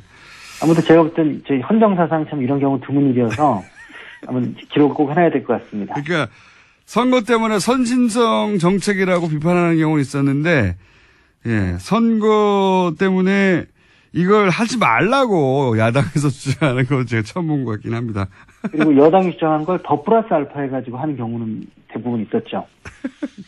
재미있는, 이게 기억에 남으시고, 또 다른 게 있습니까? 네, 또 하나는 이제 황당 삭감 중에서, 예. 몰카나 이제 디지털 성범죄를 대비한 예산이 있었어요. 네. 근데 이제 이거를 예결위에서 이제 심의를 하면서 이제 문재인 정부가 이게 디지털 성범죄와 전면전 선포하고, 예. 영상을 지운다든지 이런 절차가 좀 복잡하고 하니까 이런 부분을 빨리 좀 진행하자 해서 예산을 편성했는데, 예. 법적 근거가 없다, 이래가지고 이걸 전액 삭감을 주장을 했어요. 그래서. 이거 왜 삭감을 주장하죠? 이거는 반대할 이유가 없는 것 같은데요? 예, 제가 볼 때는 이번은 아까 앞에 말씀드린 거하고 비슷하게. 예. 국민들이 지지하거나 하거나 이런 거 별로 상관하지 않는 것 같아요. 왜냐면, 굉장히 국민들이 지지하는 정책이거든요. 그렇죠. 누구나 반대할 이유가 없는 정책인데요. 예. 근데 이게 이제 공약에 들어있다는 이유만으로 아마 반대하는 것 같습니다. 이번에 보면 보류한 건이 161개였는데 전체적으로. 예. 그 중에 69개, 한 41% 정도가 대통령 공약 예산을 지금 반대를 하고 있거든요. 저도 그거는 이제 공약에 들어갔던 건 다 반대하는 거 아닙니까, 지금 대부분? 예. 예. 그 차원에서 이것도 반대를 하는 이제 그런 보여집니다. 그렇게밖에 없지만. 예, 그렇게밖에 생각될 수가 없다. 그러니까 예. 디지털 성범죄 예산인데 이거는 사실 여야 가릴 것 없이 반대할 이유가 없는데 이게 삭감이 됐는데 그건 아무리 봐도 청장님 보시기에 이건 공약에 들어가 있어 반대한 것 같다. 예. 법안이 없어도 진행할 수 있다는 게 정부 주장이고. 예. 설사 법적 근거가 필요하다면 법을 만들면 되죠. 그렇죠. 예. 예. 사업 자체를 반대하는 건 납득할 수가 없고요. 예. 그다음에 또 하나가 이제 버스 와이파이 예산인데요. 이게 좀 더 황당한 얘기입니다. 버스에서도 와이파이를 쓰게 하자는 거죠, 지금. 예. 예. 그래서 이제 너무 이제 비싼 우리 통신료 내고 핸드폰 사용하고 하기 때문에 이거를 좀 특히 버스 정도에서는 좀 해주면 네네. 도움이 될 거라는 여론이 많아서 이것도 공약 예산인데요. 네. 그런데 이제 이 야당 쪽에서는 버스 회사에 보조금 줄 근거가 없다. 이제 그런 주장이에요. 이게 이제 지자체 업무기 때문에 안 된다 이런 얘기인데. 예. 근데 이제 이거는 뭐 저도 알고 있는데 이미 지자체 버스 같은 거 사주구까지 있거든요. 버스는 공공이라고 해가지고 예. 엄청나게 지원이 많지 않습니까? 예, 중앙정부가 아예 사주거든요. 예. 이게 도대체 저는 이게 납득이 안 되는 그런 주장을 하고 있고요. 이제 그런데 거기에 나온 얘기가 더 이제 재밌는 얘기가 많은데 뭐냐면 이게 그 속기록에 보면 예. 왜 반대하는지 이유가 나와요. 예. 그 이제 과학기술정보통신부 이제 실장이 예. 그걸 해야 된다는 주장을 하니까 이제 김계선 의원이란 분이 이게 젊은이들 때문에 쓴다고 하니까 젊은이들이 못 쓴다고요 하니까 하면서 예. 버스에서 핸드폰을 하게끔 권장하는 거 이거는 별로 안 좋은 거 아니냐. 국가에서 이걸 왜 권장하느냐. 애들이 핸드폰 갖고 놀면 교육상으로 안 좋다. 이제 뭐 그런 이유로 이걸 반대합니다. 젊은이들이 갑자기 애들로 바뀌면서 이 반대하는 논리로 지금 이제 주장을 강하게 하고 있습니다. 김기선 의원, 자유한국당 김기선 의원 말씀하시는 겁니까? 예, 맞습니다. 예. 그러니까 이제 이것도 역시 정책이 공약이다 보니까 예. 반대하는 게 아니겠는가 싶네요. 버스 그러니까 그 가계 통신비 절감에 도움이 되죠. 무료 와이파이를 버스에도 쓸 수 있으면. 예. 대신 이게 이제 국민들 피부에 확 와닿겠죠. 버스에서도 와이파이를 쓸 수 있게 되었다. 예, 피부에 와닿는. 시설물에 이제 와이파이 하고 있고, 예. 그리고 이제 버스하고 철도는 당연히 하고 있고, 버스도 하게 되면 이제 예. 거의 전국적으로 하게 되는 거니까, 예. 이게 이렇게 해서 많은 사람들이 이제 이 스마트폰이나 이 통신을 많이 하게 되면 안 좋지 않을까라는 생각도 하고 있는 것 같기도 하고요. 이거는 이제 학생들한테 굉장히 도움이 될 것 같은데, 이 요금제에 따라서는 사실 그 와이파이 없으면 그 아예 인터넷이 제한적으로 사용되거나 아니면 요금이 너무 많이 나오거나 그런 경우가 많거든요. 네, 예. 10대, 20대에게 도움이 될 것 같은데. 한 학생들에게 평균 한 2만 원 이상 혜택이 있을 것 같습니다. 근데 어쨌든 버스 와이파이를 허용하면 젊은이들이 버스에서 인터넷만 하기 때문에 안 된다. 네네. 라는 속기록이 있습니다. 예. 이것도 아마 공약에 의해서 못하게 하는 게 아닐까 싶어요. 네네. 그리고 지금 뭐 이상한 발언들, 예. 반대를 위한 반대 혹은 뭐 명분이 없다 보니까 이상한 논리들이 등장하는 케이스에 대해서 말씀하셨는데 혹시 그렇게 앞뒤가 안 맞는 그런 발언들도 있습니까? 예, 뭐 많이 있는데요. 예. 이게 이제 사람들이 속기록을 잘 안 보고 이제 인터넷에 중계를 해주는 것도 있는데 잘 안 보시니까 네. 직접 보시면 아마 이게 좀 제가 볼 때는 그 어떤 상황에서는 코미디 같은 상황도 많이 발생을 합니다. 그러니까 예를 들면 그 공무원 직원 문제 같은 경우에도 예. 그 이장우 의원이란 분이 예. 계속 놀고 먹는 공무원들을 왜 늘려주느냐 계속 주장을 이제 하니까 이낙연 총리가 네. 이제 소방관들이 놀고 먹는 거라는 생각을 하지 않습니다. 예. 그 얘기를 하는 게 아니라 공무원을 왜 늘리냐 이렇게 얘기를 계속 주장을 합니다. 예. 아니 그러니까 소방관들 경찰관을 늘린다고 하는 거 아닙니까? 그러니까 계속 같은 얘기를 서로 반복하는 거죠. 예. 국무총리는 소방관 경찰관이 꼭 필요한 존재니까 채용해야 한다는 거고 네. 이 사람들은 그 공무원을 늘리면 안 된다. 계속 같은 이야기를 반복을 하면서 굉장히 오랜 시간 동안 한 기록도 있습니다. 그러니까요. 그 소방관 경찰관을 늘린다고 하면 많은 분들이 당연히 늘려야 된다고 생각할 테니까 알면서도 그 소방관 경찰관이라는 단어는 쓰지 않고 그냥 공무원이라고 하는 거죠. 놀고 먹는 공무원이라고. 그러면 그 얘기 그대로 받아들이는 분들은 공무원 늘리는 거구나 계속 그렇게만 받아들이는 거고 예. 이낙연 총리는 계속 그게 무슨 말이냐 소방관 경찰관이다 이렇게 계속 그 얘기가 반복되는 거죠.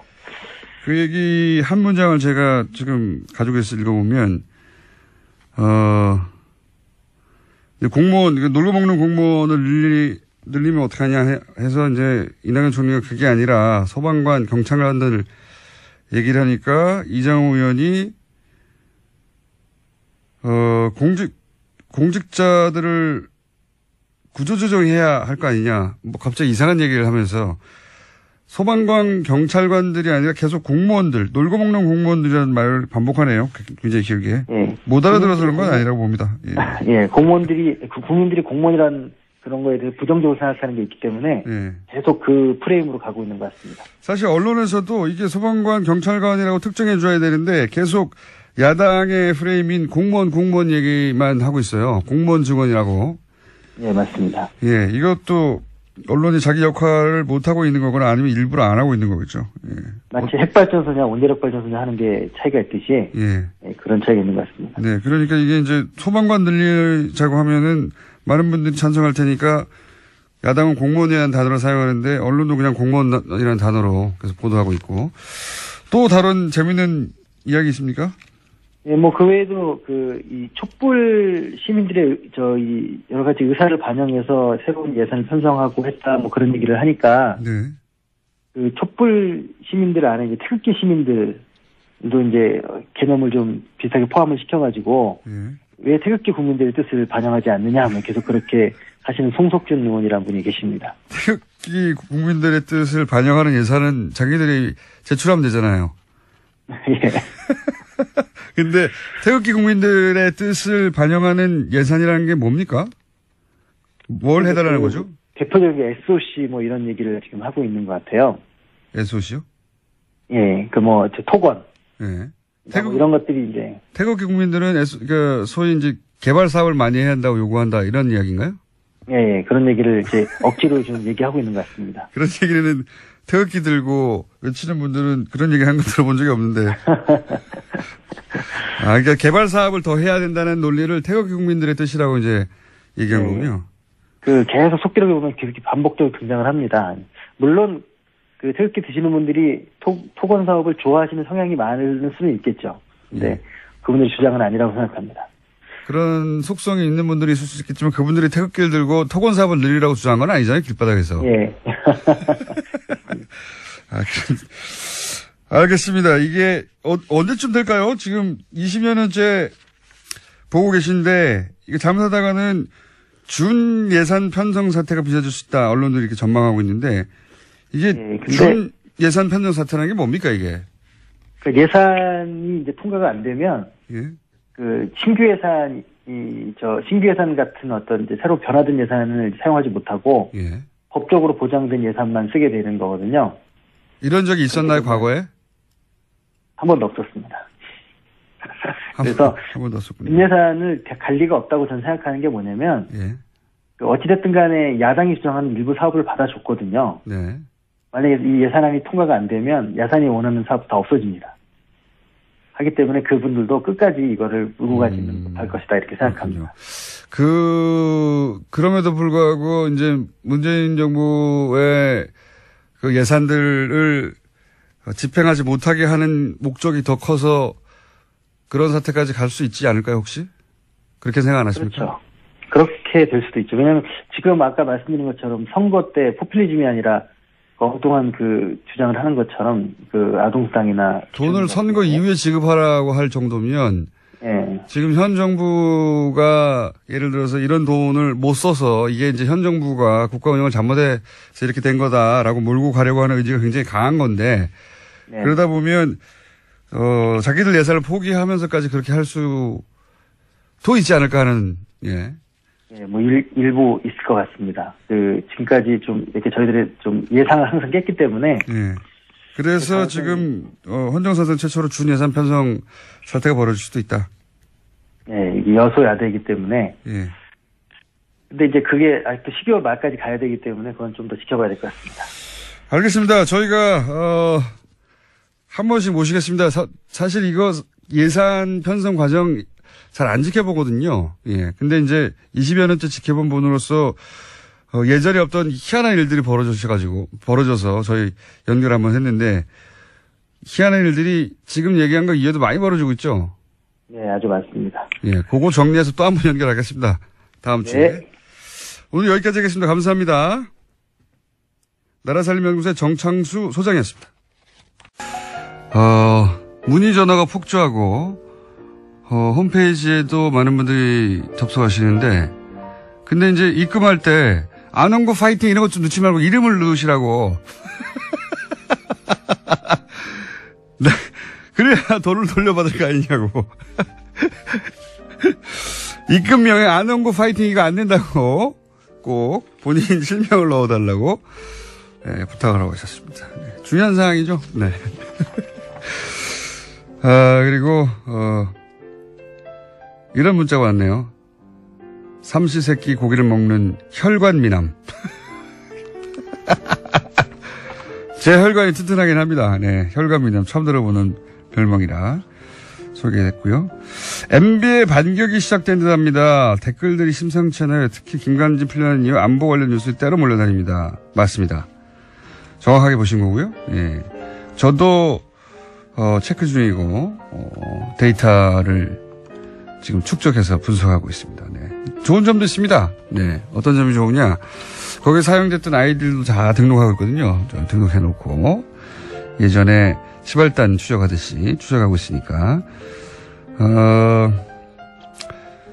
지금 이제 선창 1호 사고 이것도 이제 때로 몰려다니고 있어요. 뭐 문재인 정부의 대처도 별 다른 게 없지 않느냐 혹은 더 못하지 않느냐고 뜬금없이 세월호 끌어와가지고 때로 몰려달리는 댓글들 시작됐습니다. 네. 몇 가지 사안들이 있습니다. 보스턴인데요. 저희 교회 이름이 저수지교회입니다. 저수지라고 했을까요? 네, 저수지교회. 자, 트럼프 얘기 알아들었어요. 뉴스공장 청취자들은 김호준이 생각하는 것보다 이해력이 빠릅니다. 네. 그런 분도 많고 그렇지 않은 분들도 있지 않습니까? 예, 흘려 들으시는 분도 있고 또 이제 2부 지나가서 3부 들어가면 왜 앞에 했던 얘기 또 요약하냐고 하시는데 3부부터 듣는 분들도 있거든요. 처음 듣는 얘기일 수도 있지 않습니까? 10분 동안 뉴스가 나왔기 때문에 중간에 광고랑 그래서 요약하는 겁니다. 네. 자, 예산 관련해서는 이유는 간단합니다. 그냥 문재인 이름이 들어가서 싫은 겁니다. 그런 것 같아요. 네, 여기까지 하겠습니다. 르몽드는 아니고 르몽드에서 내는 르몽드 디플로마티크 한국판의 편집위원 편집장도 하셨죠. 네. 인문결 연구소 있으나 독립적인 홈페이지는 없고 블로그만 있는 상태죠. 아직도? 카페요. 카페. 예, 카페만 있고. 자, 글로벌 팩트 체크까지도 하시는, 지난주에 안철수 대표의 독일 방문 관련된 글로벌 체크 한번 했고요. 저희 글로벌 체크 기다리고 있습니다. 근데 이런 분들이 응답을 잘 안 해서 금방금방 안 되는데, 정치인들이 만났다고 하는 이제 상대 고위 관료나 인사들 있지 않습니까? 그 사람들한테 지금 쫙 보내가지고 쫙 하려고 하는 중인데, 그 중에 안철수 대표는 가장 적극적이고 가장 빠르게 응답을 온 분이고요. 자, 그러면 소장님과 함께 오늘은 무슨 주제를 할지 안녕하십니까? 네, 안녕하십니까. 네. 그러니까 글로벌 팩트 체커라는 새로운 또 그 직책이 생겼는데 어쨌든 그 많은 외국에 계신 청취자분들도 이 관련해서 제보를 해주시면은 뉴스 공장에서 어디다 제보를 합니까, 근데? 뉴스 공장에다 제보를 하면 되죠. 아니 소장님한테 직접 제보하는 방법은 뭡니까? 저한테도 해도 되는데 그 뭐 저한테 이메일로 보내셔도 되고요. 이메일 주소가 어떻게 되십니까? 이메일 주소 그 끝날 때 말씀드릴게요. 시간이 이제 그러니까. 네. 알겠습니다. 안 말하고 넘어갈 것 같은데. 오늘 주제는 뭡니까? 오늘 두 가지 준비를 해봤습니다. 빨리빨리 할 수 있을지 이제 봐야 되겠는데, 아까, 초반에 얘기를 하셨더라고요. 잠깐 얘기했습니다. 예, 트럼프. 결국 이 러시아 게이트에 발목 잡히나. 그럴 개연성이 점점 높아지고 있죠.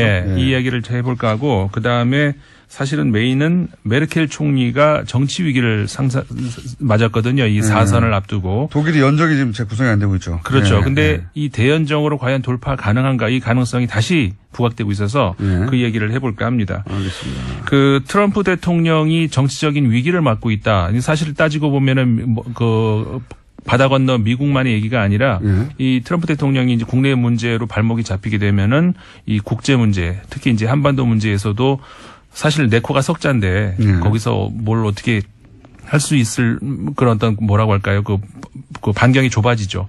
그렇기 때문에 우리하고도 연관이 될 수 있어서 좀 알아보고 싶은데 결국은 이게 작년 말까지 거슬러 올라가는 것이죠. 그렇죠. 소위 말해서 그러니까 러시아가 미국의 어떤 정책에 넓은 의미로 정책에 관여를 과연 했느냐. 여기 있어서 그 트럼프 당시에 그 뭐라고 할까요? 그 캠프에서 관여를 과연 했느냐 이 문제거든요. 러시아와 손잡고 트럼프가 대선에 개입했느냐 이런 거죠. 그렇죠. 그러니까 대선에 개입 시키도록 하는 어떤 그런 일련의 어떤 모종의 미략이 있었느냐 하고 네. 그다음에 그 전에 그 이스라엘하고 문제가 돼요 또. 그러니까 네. 이스라엘이 당시에 기억하시는지 모르겠습니다만은 그 서한지구 그러니까 팔레스타인 네. 자치지구에다가 이스라엘 그 촌을 건설하잖아요. 강제로 예, 예. 이스라엘 국민들을 이주시켜가지고 팔레스타인을 쫓아내려고 거기가 그렇죠. 자기들 땅이라고 이제 영구적으로 주장하려는 거죠. 예. 네. 그렇게 하면서 이제 미국의 당시 오바마 정부에서 이거는 그 제재를 해야 된다라는 네. 그 전 세계적인 그런 그 유엔에서 움직임이 일어나서 오바마 정부도 그거를 그 막질 않죠. 그런데 그거를 그 트럼프 현 대통령의 사위인 쿠슈너가 유대인이라는 거죠. 네. 미국 언론에서는 이것과 연관을 시키던데 그래가지고 이스라엘에 대한 그 제재안을 막도록 그 어떤 국제사회에서 이렇게 손을 쓰는 그러니까 그 안에는 러시아까지 포함이 되는 것이죠. 그러면서 러시아에 대한 제재안도 그때 있었는데 그것까지 같이 연결해서 이렇게 뭐라고 할까 세트로 풀어주는 그렇죠. 이런 오바마가 러시아 우리가 이제 대북제도만 하는데 오바마가 러시아 제재를 해놓은 걸 풀어주는데 그렇죠. 그런 대가로 해서 이스라엘도 같이 풀어주자. 예. 이거는 뭐 그런 추측이죠. 예. 이런 것이 있지 않았어 말이 꼬인. 월요일 날은 꼬이는 날입니다, 원래. 그러니까 이제 요약하면 대선을 유리하게 이끌려고 러시아의 도움을 받았느냐. 네. 그리고 그 대가로 러시아한테는 또 러시아를 끌어들여서 그 이스라엘의 요구를 그렇죠. 들어줬느냐. 그렇죠. 어쨌든 러시아를 끌어들였냐 이겁니다. 그렇죠. 예. 그 문제에 있어서 이제 앞에 그 우리 공장장이 얘기하셨던 글로 연결이 되면 되죠. 예. 그래서 이제 지금 뮬러 특검이 그 플린 전 그 안보 보좌관을 조사를 하는 과정에서 예. 소위 말해서 그 양형 거래라고 하잖아요. 플리바겐이라고. 예, 내가 조금 사실관계를 인정을 하면은 좀 감해줄 수 있다. 요거는 본인 찾아보니까 한 5년 이상 형을 받을 거를 그렇죠. 집행유예나 한 뭐 6개월 이내로 줄일 네. 수 있는. 그러니까 충분히 플린 전 보좌관 입장에서는 할 수가 있죠. 사회적으로 끝장날 수 있는 사안을 풀어낼 그렇죠. 수도 있기 때문에 그래서 거래를 한 거죠, 거래. 본인의 그 유죄를 그 실토를 했다. 우리나라도 이거 있어야 돼요. 아니, 물론 뭐 비공식적으로는 암암리에 그런 게 있다고 그렇죠. 하는데 공식적으로 있죠. 공식적으로 있어야 된다고 봅니다, 저는. 아예. 글쎄 공식적으로 그거는 또 다른 법적인 문제니까. 더 큰 범죄를 잡아내기 위해서 보통 이걸 쓰잖아요. 그렇죠. 예. 일종의 거래인데 아무튼 그렇게 되면서 플린이 인정을 해버렸단 말이죠. 근데 여기에서 이제 트럼프 대통령 측이 발끈을 하고 트위터에다가 글을 남긴 것이 거꾸로 발목을 잡는다. 그렇죠. 두 가지 면에서 이제 발목을 잡게 된 것이 네. 첫 번째는 그러니까는 법적으로 대통령이 관여를 할 수 없는 그런 어떤 그 사법적인 행위에 관여를 한 것을 인정할 거리 돼버리는 것인 것. FBI 수사를 방해한 게 되는 거죠, 이게. 네. 예. 그게 이제 문제가 되는 왜냐하면 것이고. 당시에 FBI 국장을 잘라버렸기 때문에. 네. 예. 그 다음에 그거는 법적인 문제가 아니라 두 번째는 논리적인 문제가 되는데 아까 공장장이 말씀 잘 하셨어요. 예. 그 다시 한번 기회를 드릴 테니까 다시 한번 얘기를 해보세요. 저는 아침에 시도에다가 반만 성공했으니까 예. 소장님 한번 해보십시오. 제가 들어보고 저보다 나은지 볼 테니까. 그러니까 논리적으로 이렇게 성립이 안 되는 것이 예. 하면서 어떻게 되냐? 나도 헷갈리네. 다시 한번 해보세요. 이게 뭐냐면은 플린은 그때는 러시아 개입이 없다고 했어요. 없다고 했는데. 없다고 했는데 지금 트럼프는 플린이 거짓말을 해서 잘랐다고 그렇죠. 그랬거든요. 그러면 있는 게 있는 게 진실이 되는 거잖아요. 그렇죠. 예. 그러니까는 논리적으로 완전히 잘못 짚은 거죠. 지금은 그때 자른 이유를 설명하려고 하다 보니까 자기는 무조건 무죄라 놓고 네. 나머지를 설명하다 보니까 이게 앞뒤가 뒤집어진 이게 바람에 반대로 돼버린 거죠. 그러니까 결국은. 그래서 이제 두 가지의 큰 어떻게 보면은 그 실수를 한 것이 한 꼴이 돼버린 건데 이렇게 되면서 결국은 트럼프 대통령을 향한 아직까지는 트럼프 대통령까지는 언급이 안 나옵니다만은 플린까지 왔기 때문에요. 예, 플린이 사실은 그러니까 미국 언론들도 그렇게 플린이 최종 목적지는 아니다. 예. 그 다음에는 그 트럼프의 그다음에 그 장남, 사위. 그다음 사위 쿠슈너까지. 쿠시너. 예. 그쪽으로 이제 몸통이 일단은 거기다. 근데 실제 몸통이 거기겠습니까? 이제 트럼프 대통령까지 가겠죠. 근데 그거는 뭐 추측이고. 사위 정도는 제가 보기엔 틀림없이 사법 처리가 될 거라고 봅니다. 그렇죠. 사위는 쿠슈너는 그 분명히 이번 다음 차례가 이제 그렇게 될 거고 특검에 불려갈 겁니다.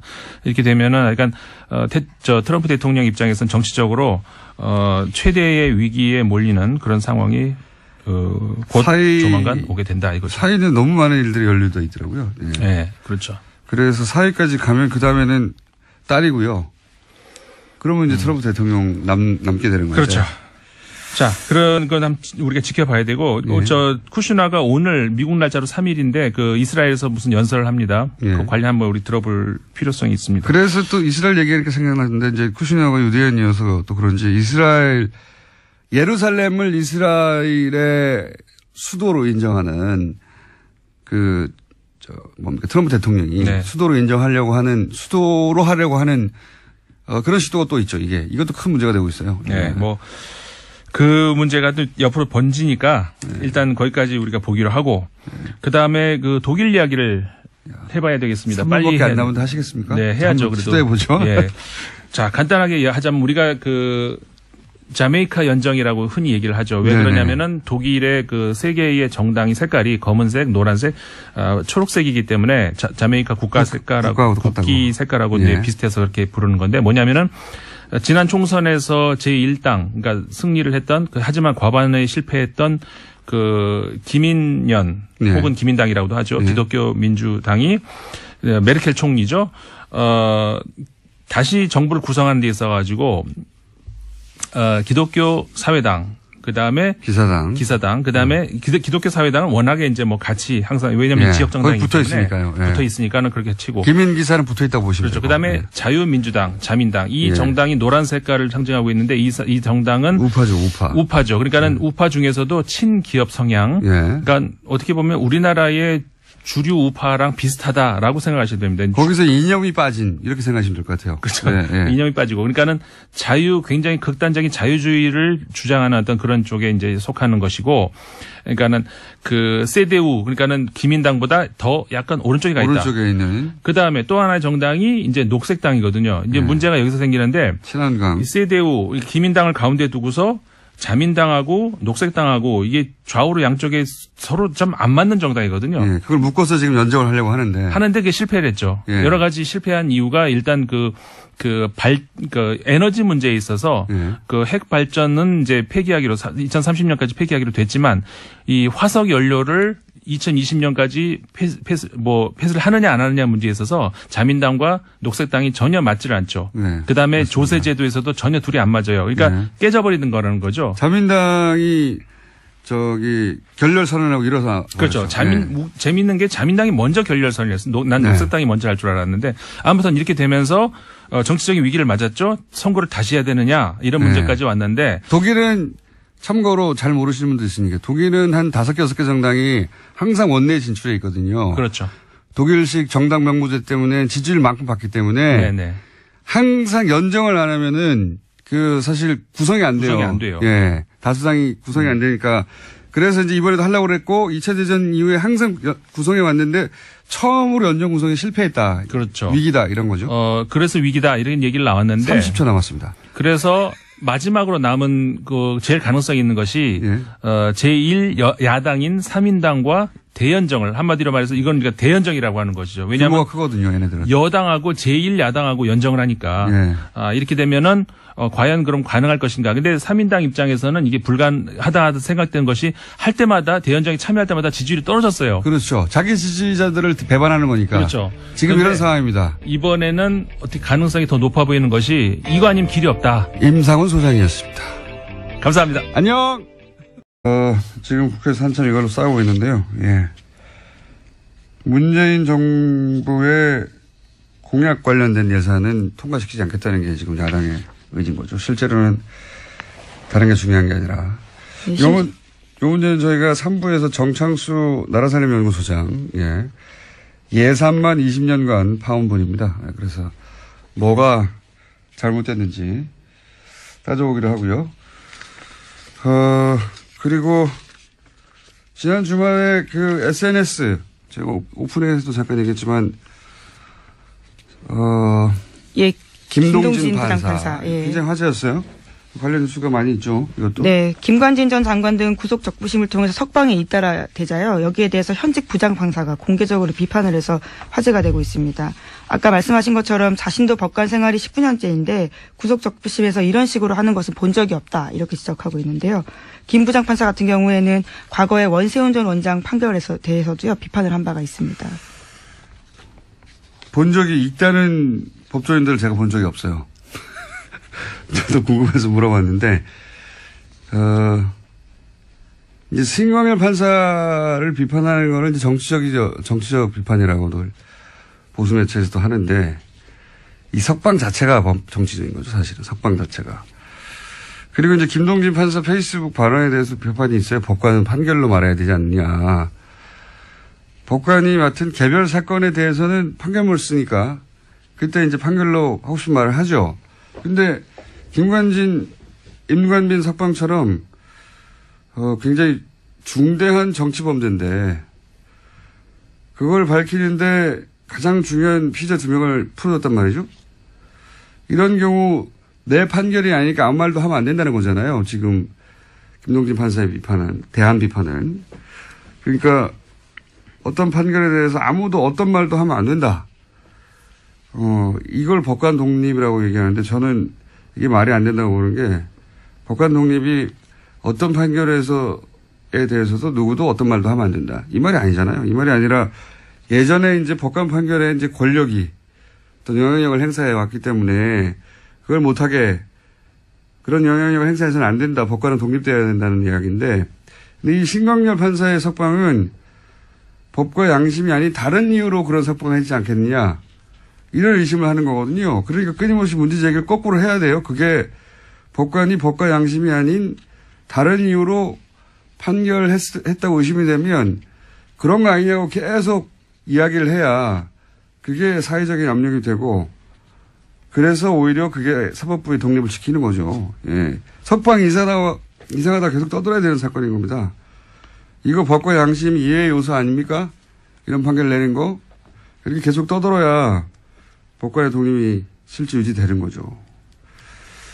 이걸 못하게 하는 건 좀 말이 안 된다고 보는데 저희 그래서 김동진 판사에게 급히 어제 인터뷰 요청을 하였으나 거절당했습니다. 언젠가 한번 꼭 모시고 싶습니다. 다음 뉴스는 뭡니까? 네, 박지원 의원이 안철수 국민의당 대표에게 DJ 정치를 왜곡한다라고 비판했습니다. 안 대표가 김대중 전 대통령을 언급하면서 통합을 강조하자 이에 대해서 반박을 한 건데요. 박지원 의원이 자신의 페이스북에다가 쓴 글입니다. 그렇군요. 바른정당에 이어서 이제 그럼 국민의당은 어떻게 되냐 싶어서 뉴스가 많이 나오는데, 저 개인적인 생각인데, 개인적으로는 안철수 대표 호남계는 함께하기 힘들 거라고 저는 봅니다. 왜냐하면은 안 대표는 이제 호남 베이스의 정당만으로 집권이 불가능하다 이렇게 판단한 것 같고, 그래서 탈호남 그리고 영남 베이스 유승민 결합을 해서 지방선거 이후에 자유한국당이 이제 존속되지 못할 거라고 보고, 그때 소위 중도 보수 자리를. 안녕하세요, 김호준입니다. 김관진, 임관빈의 석방에 대해 인천지법의 김동진 부장판사는 자신의 SNS를 통해 형사수석부에 석방 결정에 대하여 법 이론이나 실무 측면에서 동료 법관들과 이야기 나눈 적이 있는데 석방 결정을 납득하는 법관이 한 명도 없다며 법관 19년째인데 이런 식의 구속 적구심은 본 적이 없다고 주장했습니다. 그러면서 특정 고위 법관이 구속 실무를 손바닥 뒤집듯 마음대로 바꿔놓고 있는데 그에 대한 비판을 왜 정치 행위로 폄훼하느냐며 이렇게 글을 맺습니다. 법조인들은 알고 있다. 그렇습니다. 제가 이야기 나눠본 법조인들도 같은 말을 했습니다. 법의 관점에서 도저히 이해할 수 없는 석방이다.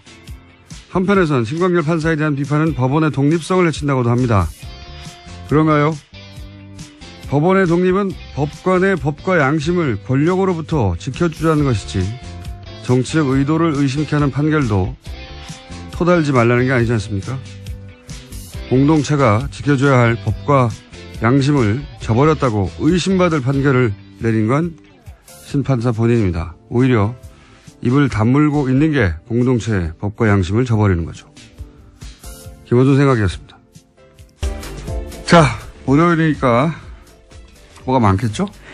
네, 뉴스가 많습니다. 뉴스가 많고, 예, 오늘 미니도 있고 게스트도 많습니다. 자, 오늘 속도를 좀 빨리 해서 달려가 보죠. 첫 번째 뉴스는 뭡니까? 네, 어제 사고가 있었습니다. 인천 영흥도 인근 해상에서 낚싯배가 급유선과 부딪힌 뒤 전복되는 사고가 있었는데요. 배에 탄 22명 중 13명이 숨졌습니다. 그리고 2명이 현재 실종 상태인데 밤새 실종자 수색에 나섰지만 아직까지 찾고 있지 못하고 있습니다. 해경은 어제 충돌 선박 선장과 선원 2명을 업무상 과실치사 혐의로 긴급 체포했습니다.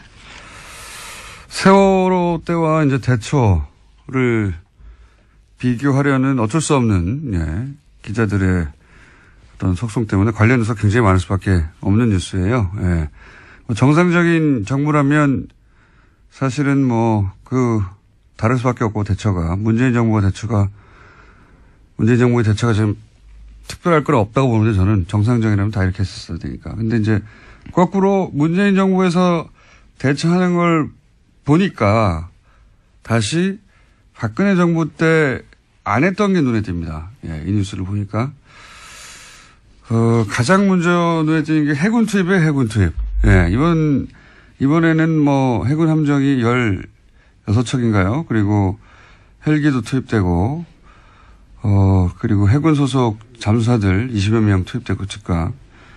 근데 당시로 되돌아가 보면 황기철 전 해군 참모총장이 통영함이 구조함이었거든요. 예.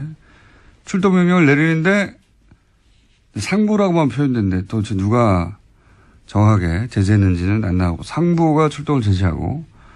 근데 말이 안 되잖아요. 지금 조그만 이 낚싯배가 지금 사고가 났는데도 좀 배가 16척이 갔는데 그래서 구조 전문 함정인데 게다가 근처에 있었어요. 통영함 출동 명령을 다시 내리죠. 예. 말이 안 된다고. 또다시 제지합니다. 그래서 못 갔는데, 그리고 나서 이제, 황 총장은 그에 사퇴합니다. 예. 사퇴를 당했다고 저는 보는데, 당하고, 그 다음 해에 곧바로 납품비리로 구속이 돼요. 그리고 나서 1심, 2심 대법원 모두 무죄가 되긴 했죠. 예.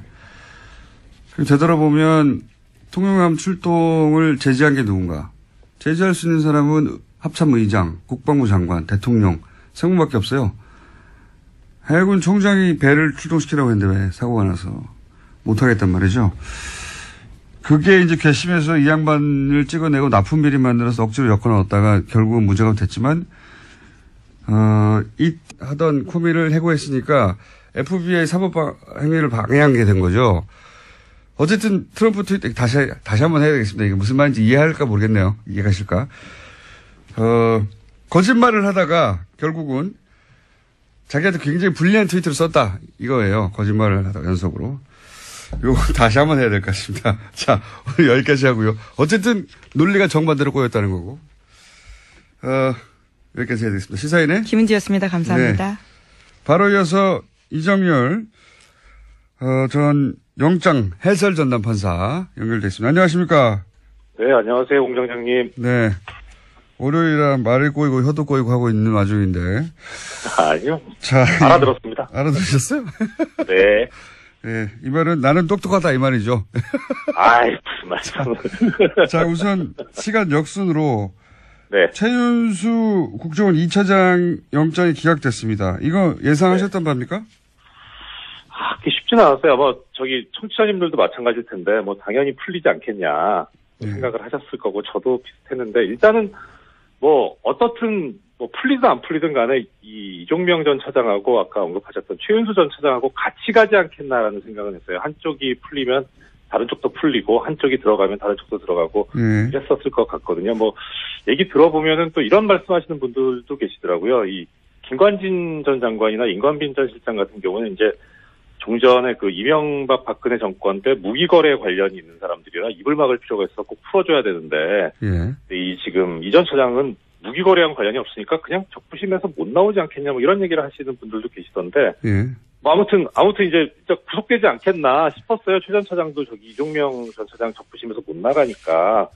근데 김영수 대법원장 얘기가 딱 나오고 나니까 이거 이렇게 되면은 영장 청구 기각될 수도 있겠다. 그러니까 이게 김 대법원장 발언이 어떻든 외견상 보면은 이렇게 영장 판사들이든 누구든 간에 일선 판사들이 하는 걸 이제 뭐 존중하겠다 이런 뜻이 뜻으로 해석이 되잖아요. 자, 이게 이제 너무 많은 사건이 한꺼번에 벌어져가지고 많은 사람들의 이름을 거론하시는데 대법원장이 무슨 말 했는지도 모르는 분들이 많거든요. 예. 예. 대법원장이 이제 그 법관의 독립을 해치는 지나친 판사 판결에 대한 비판은 자제해달라는 네. 취지의 말씀하셨죠. 그게 이제 신광열 판사에 대한 비판이 많다 보니까 네. 뭐 언론적인 얘기만 하지만 법관의 독립을 존중하자 이런 취지의 얘기를 했어요. 그죠? 대법원장이. 네. 그렇죠.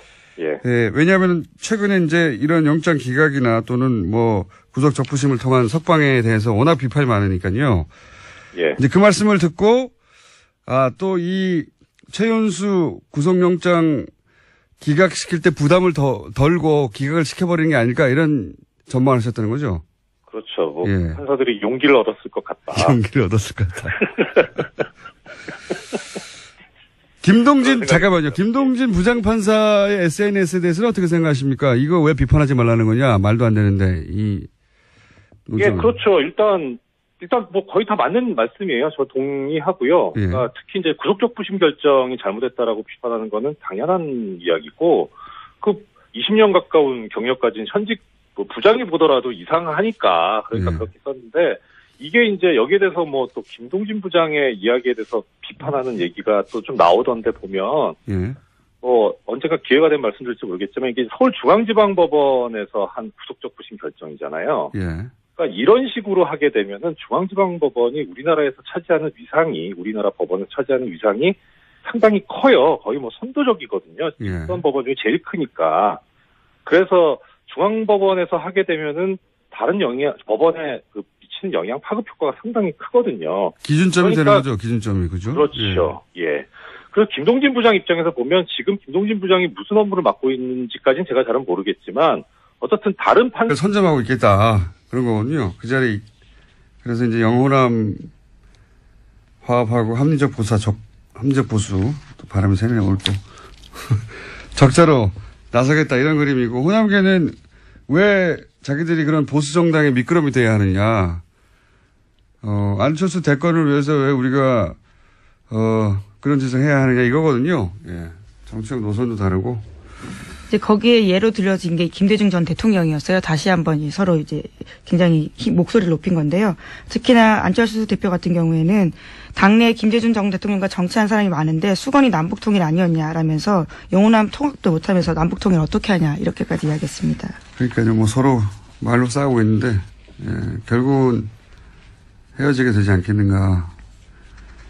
호남계 쪽에서는 이제 안철수 대권을 위해서 희생할 생각이 없다 이런 거거든요. 예. 노선도 다르고 안철수가 그만한 인물도 아니다 막 이런 이야기를 하기 시작한 거죠. 예. 언제 어떻게 어떤 모양으로 헤어지냐 그것만 남은 거죠. 사실 근데 정치는 그게 전부예요. 타이밍과 명분.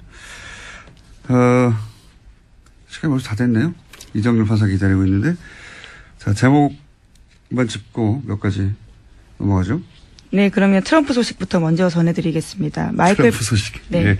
마이클 플린 전 백악관 국가안보보좌관이 러시아 게이트 특검 수사에서 유죄를 인정했습니다. 그러자 트럼프가 자신의 트위터에다가 남긴 글이 있는데요. 이것이 오히려 트럼프의 발목을 잡고 있습니다. 플린이 부통령과 연방수사국에 거짓말을 했기 때문에 내가 해임했다 이렇게 밝혔는데요. 오히려 합법적인 행동을 했는데 유죄를 인정받고 죄송합니다.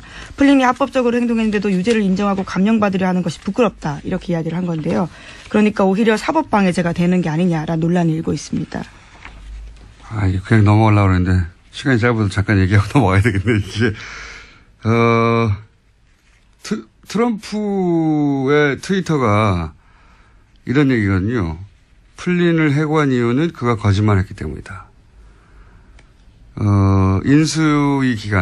이제 미국 대통령 인수위 기간에 있었던 일은 합법적이었다. 이렇게 썼어요. 이게 아주 이상한 논리인데 이 기사만 봐서는 도대체 무슨 말인지 잘 모르게 기사를 썼어요. 보니까 저도 봤는데. 마이클 플린 국가안보보좌관인데 플리바게를 했습니다. 플리바게라는 게 이제 내 죄에 있으니까 죄 있다는 거 인정할 테니까 형량 좀 낮춰줘. 뭐 이런 플리바게를 했는데 그 말은 무슨 말이냐면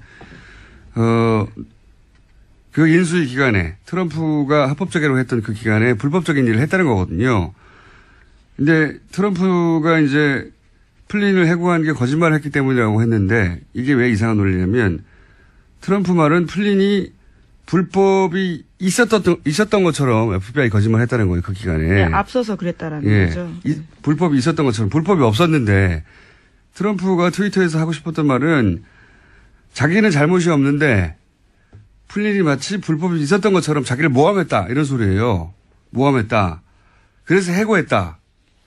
이런 논리 전개인데 자기가 잘못이 없다는 걸 트럼프는 강조하다 보니까 이게 논리가 꼬인 거예요. 왜 꼬인 거냐면 플린은 그때는 러시아 개입이 없었다고 주장했거든요. 그러다가 지금은 아니다. 있다고 바꾸는 중이에요. 그러니까 트럼프 논리대로 하면 러시아 개입이 없었다고 한 게 거짓말이 되는 겁니다. 그렇죠. 그래서 사법방해죄가 된다라는 지적이 나오고 있습니다. 러시아 개입이 있었다가 사실이라는 말이 되는 거예요. 트럼프의 말은. 이해가시나? 자가당착인데? 이게 이해가 안 가실 수도 있어요. 말을 연속해서 바꾸다 보니까 스스로 발이 꼬이고 있는 겁니다. 예. 플린이 거짓말한 걸 트럼프가 알고 있었다는 것도 또 문제가 되는 거예요. 왜냐하면 트럼프는 자신이 조사를 하던 FBI, 자신을 조사하던 FBI 국장이 있잖아요. 코미 국장. 해고했잖아요. 큰 문제가 됐는데, 그러니까 플린을 조사하던 코미를 해고했는데, 플린이 거짓말한 걸 알고 있었다는 것은 죄가 있는 플린을 조사한 때 누가 막았는지, 왜 막았는지 저는 다시 한번 이야기돼야 되는 사안이라고 봅니다. 네. 거꾸로 이제 정상적인 대처를 보다 보니까 그때 왜 안 했느냐 하는 게 다시 되짚어 주게 되는 사건이고 앞으로 당분간 그런 얘기가 나올 거라고 봅니다. 예. 다음 수는요.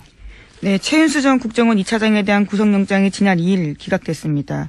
최 전 차장은 이석수 전 특별감찰관 등을 불법 사찰하고 문화계 블랙리스트 작성에 관여한 혐의를 받고 있는데요. 서울중앙지법 오민석 영장전담 판사가 밝힌 이유는 이렇습니다. 최 전 차장이 범행가담 경위와 정도에 비춰서 구속의 필요성을 인정하기 어렵다라면서요. 기각 사유를 밝혔습니다. 이건 참 저희가 이정렬 판사가 그렇지 않아서 준비되어 있습니다. 전 판사님이.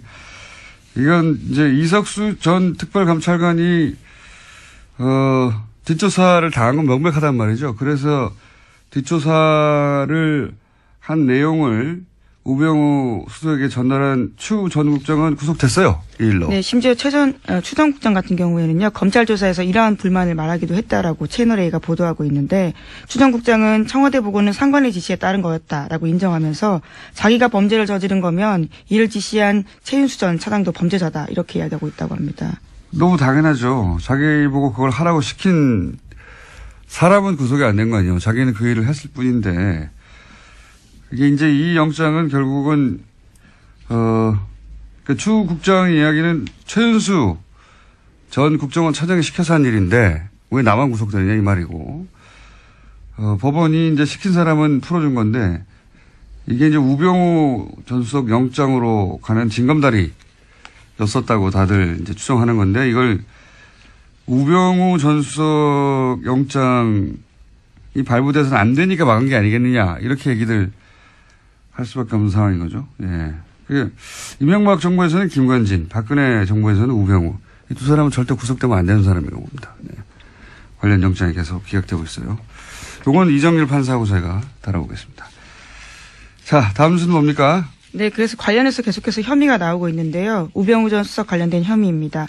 과학계에서도 블랙리스트가 작성됐다라고 JTBC가 보도했는데요. 박근혜 정부 시절에 우병우 전 수석이 이끌던 청와대 민정수석실에서 국정원을 동원해서 과학기술계를 감시했다라는 겁니다. 최소 300명 이상의 단체와 개인이 포함되어 있다라고 하는데 국정원 적폐청산 TF가 관련된 문건을 발견하고 검찰에 넘겼다라고 합니다. 아니 문화예술은 대중들에게 뭐 영화나 드라마가 영향을 끼치니까 그랬다고 하더라도 치더라도 과학계는 왜 그랬을까요? 예. 이런 건 무슨 어떤 특별한 계기가 있어야 되거든요. 예. 어떤 사건이 이들로 하여금 이런 발상을 하게 했느냐 굉장히 궁금해지는데 그 과학기술계가 갑자기 정부 비판을 한다든가 눈에 띄게 뭐 정부 비판은 어느 분야나 있을 수 있지만 그게 이제 정부 차원에서 개별적으로 뒷조사를 시켜야 되겠다 할 만큼이면 무슨 계기가 있을 텐데 저는 그 계기가 궁금하고요. 일단 세월호 관련 사건이 아닐까. 당시에 정부 대처에서 과학계에서도 비판이 많았었거든요. 계기가 궁금합니다. 계기가. 이런 짓을 했다는 건 박근혜 정부라면 그럴 수도 있겠다 싶은데 왜 했을까? 그게 궁금하다. 1차 보도니까 이것도 역시 이제 우병우 민정수석실에서 했던 거니까 그리로 가는 혐의가 추가가 된 겁니다. 추가가 된 건데 왜 했을까 궁금합니다. 저는. 신기해요. 자, 다음 뉴스는요. 네, 429조 원 내년도 나라 살림을 두고요. 아직까지도 국회에서 통과되지 못하고 있습니다. 지난 2일까지 통과됐어야 하는데 아직까지 지지부진한 상황인데요. 특히 여야는 문재인 대통령 1호 공약인 공무원 증원을 두고요. 팽팽하게 맞서고 있습니다. 민주당은 원안보다 1,500명 줄여서 1,500명 증원을 제시했지만 자유한국당에서는 7,000명 안팎, 국민의당에서는 8,000에서 9,000명 정도를 주장하고 있습니다.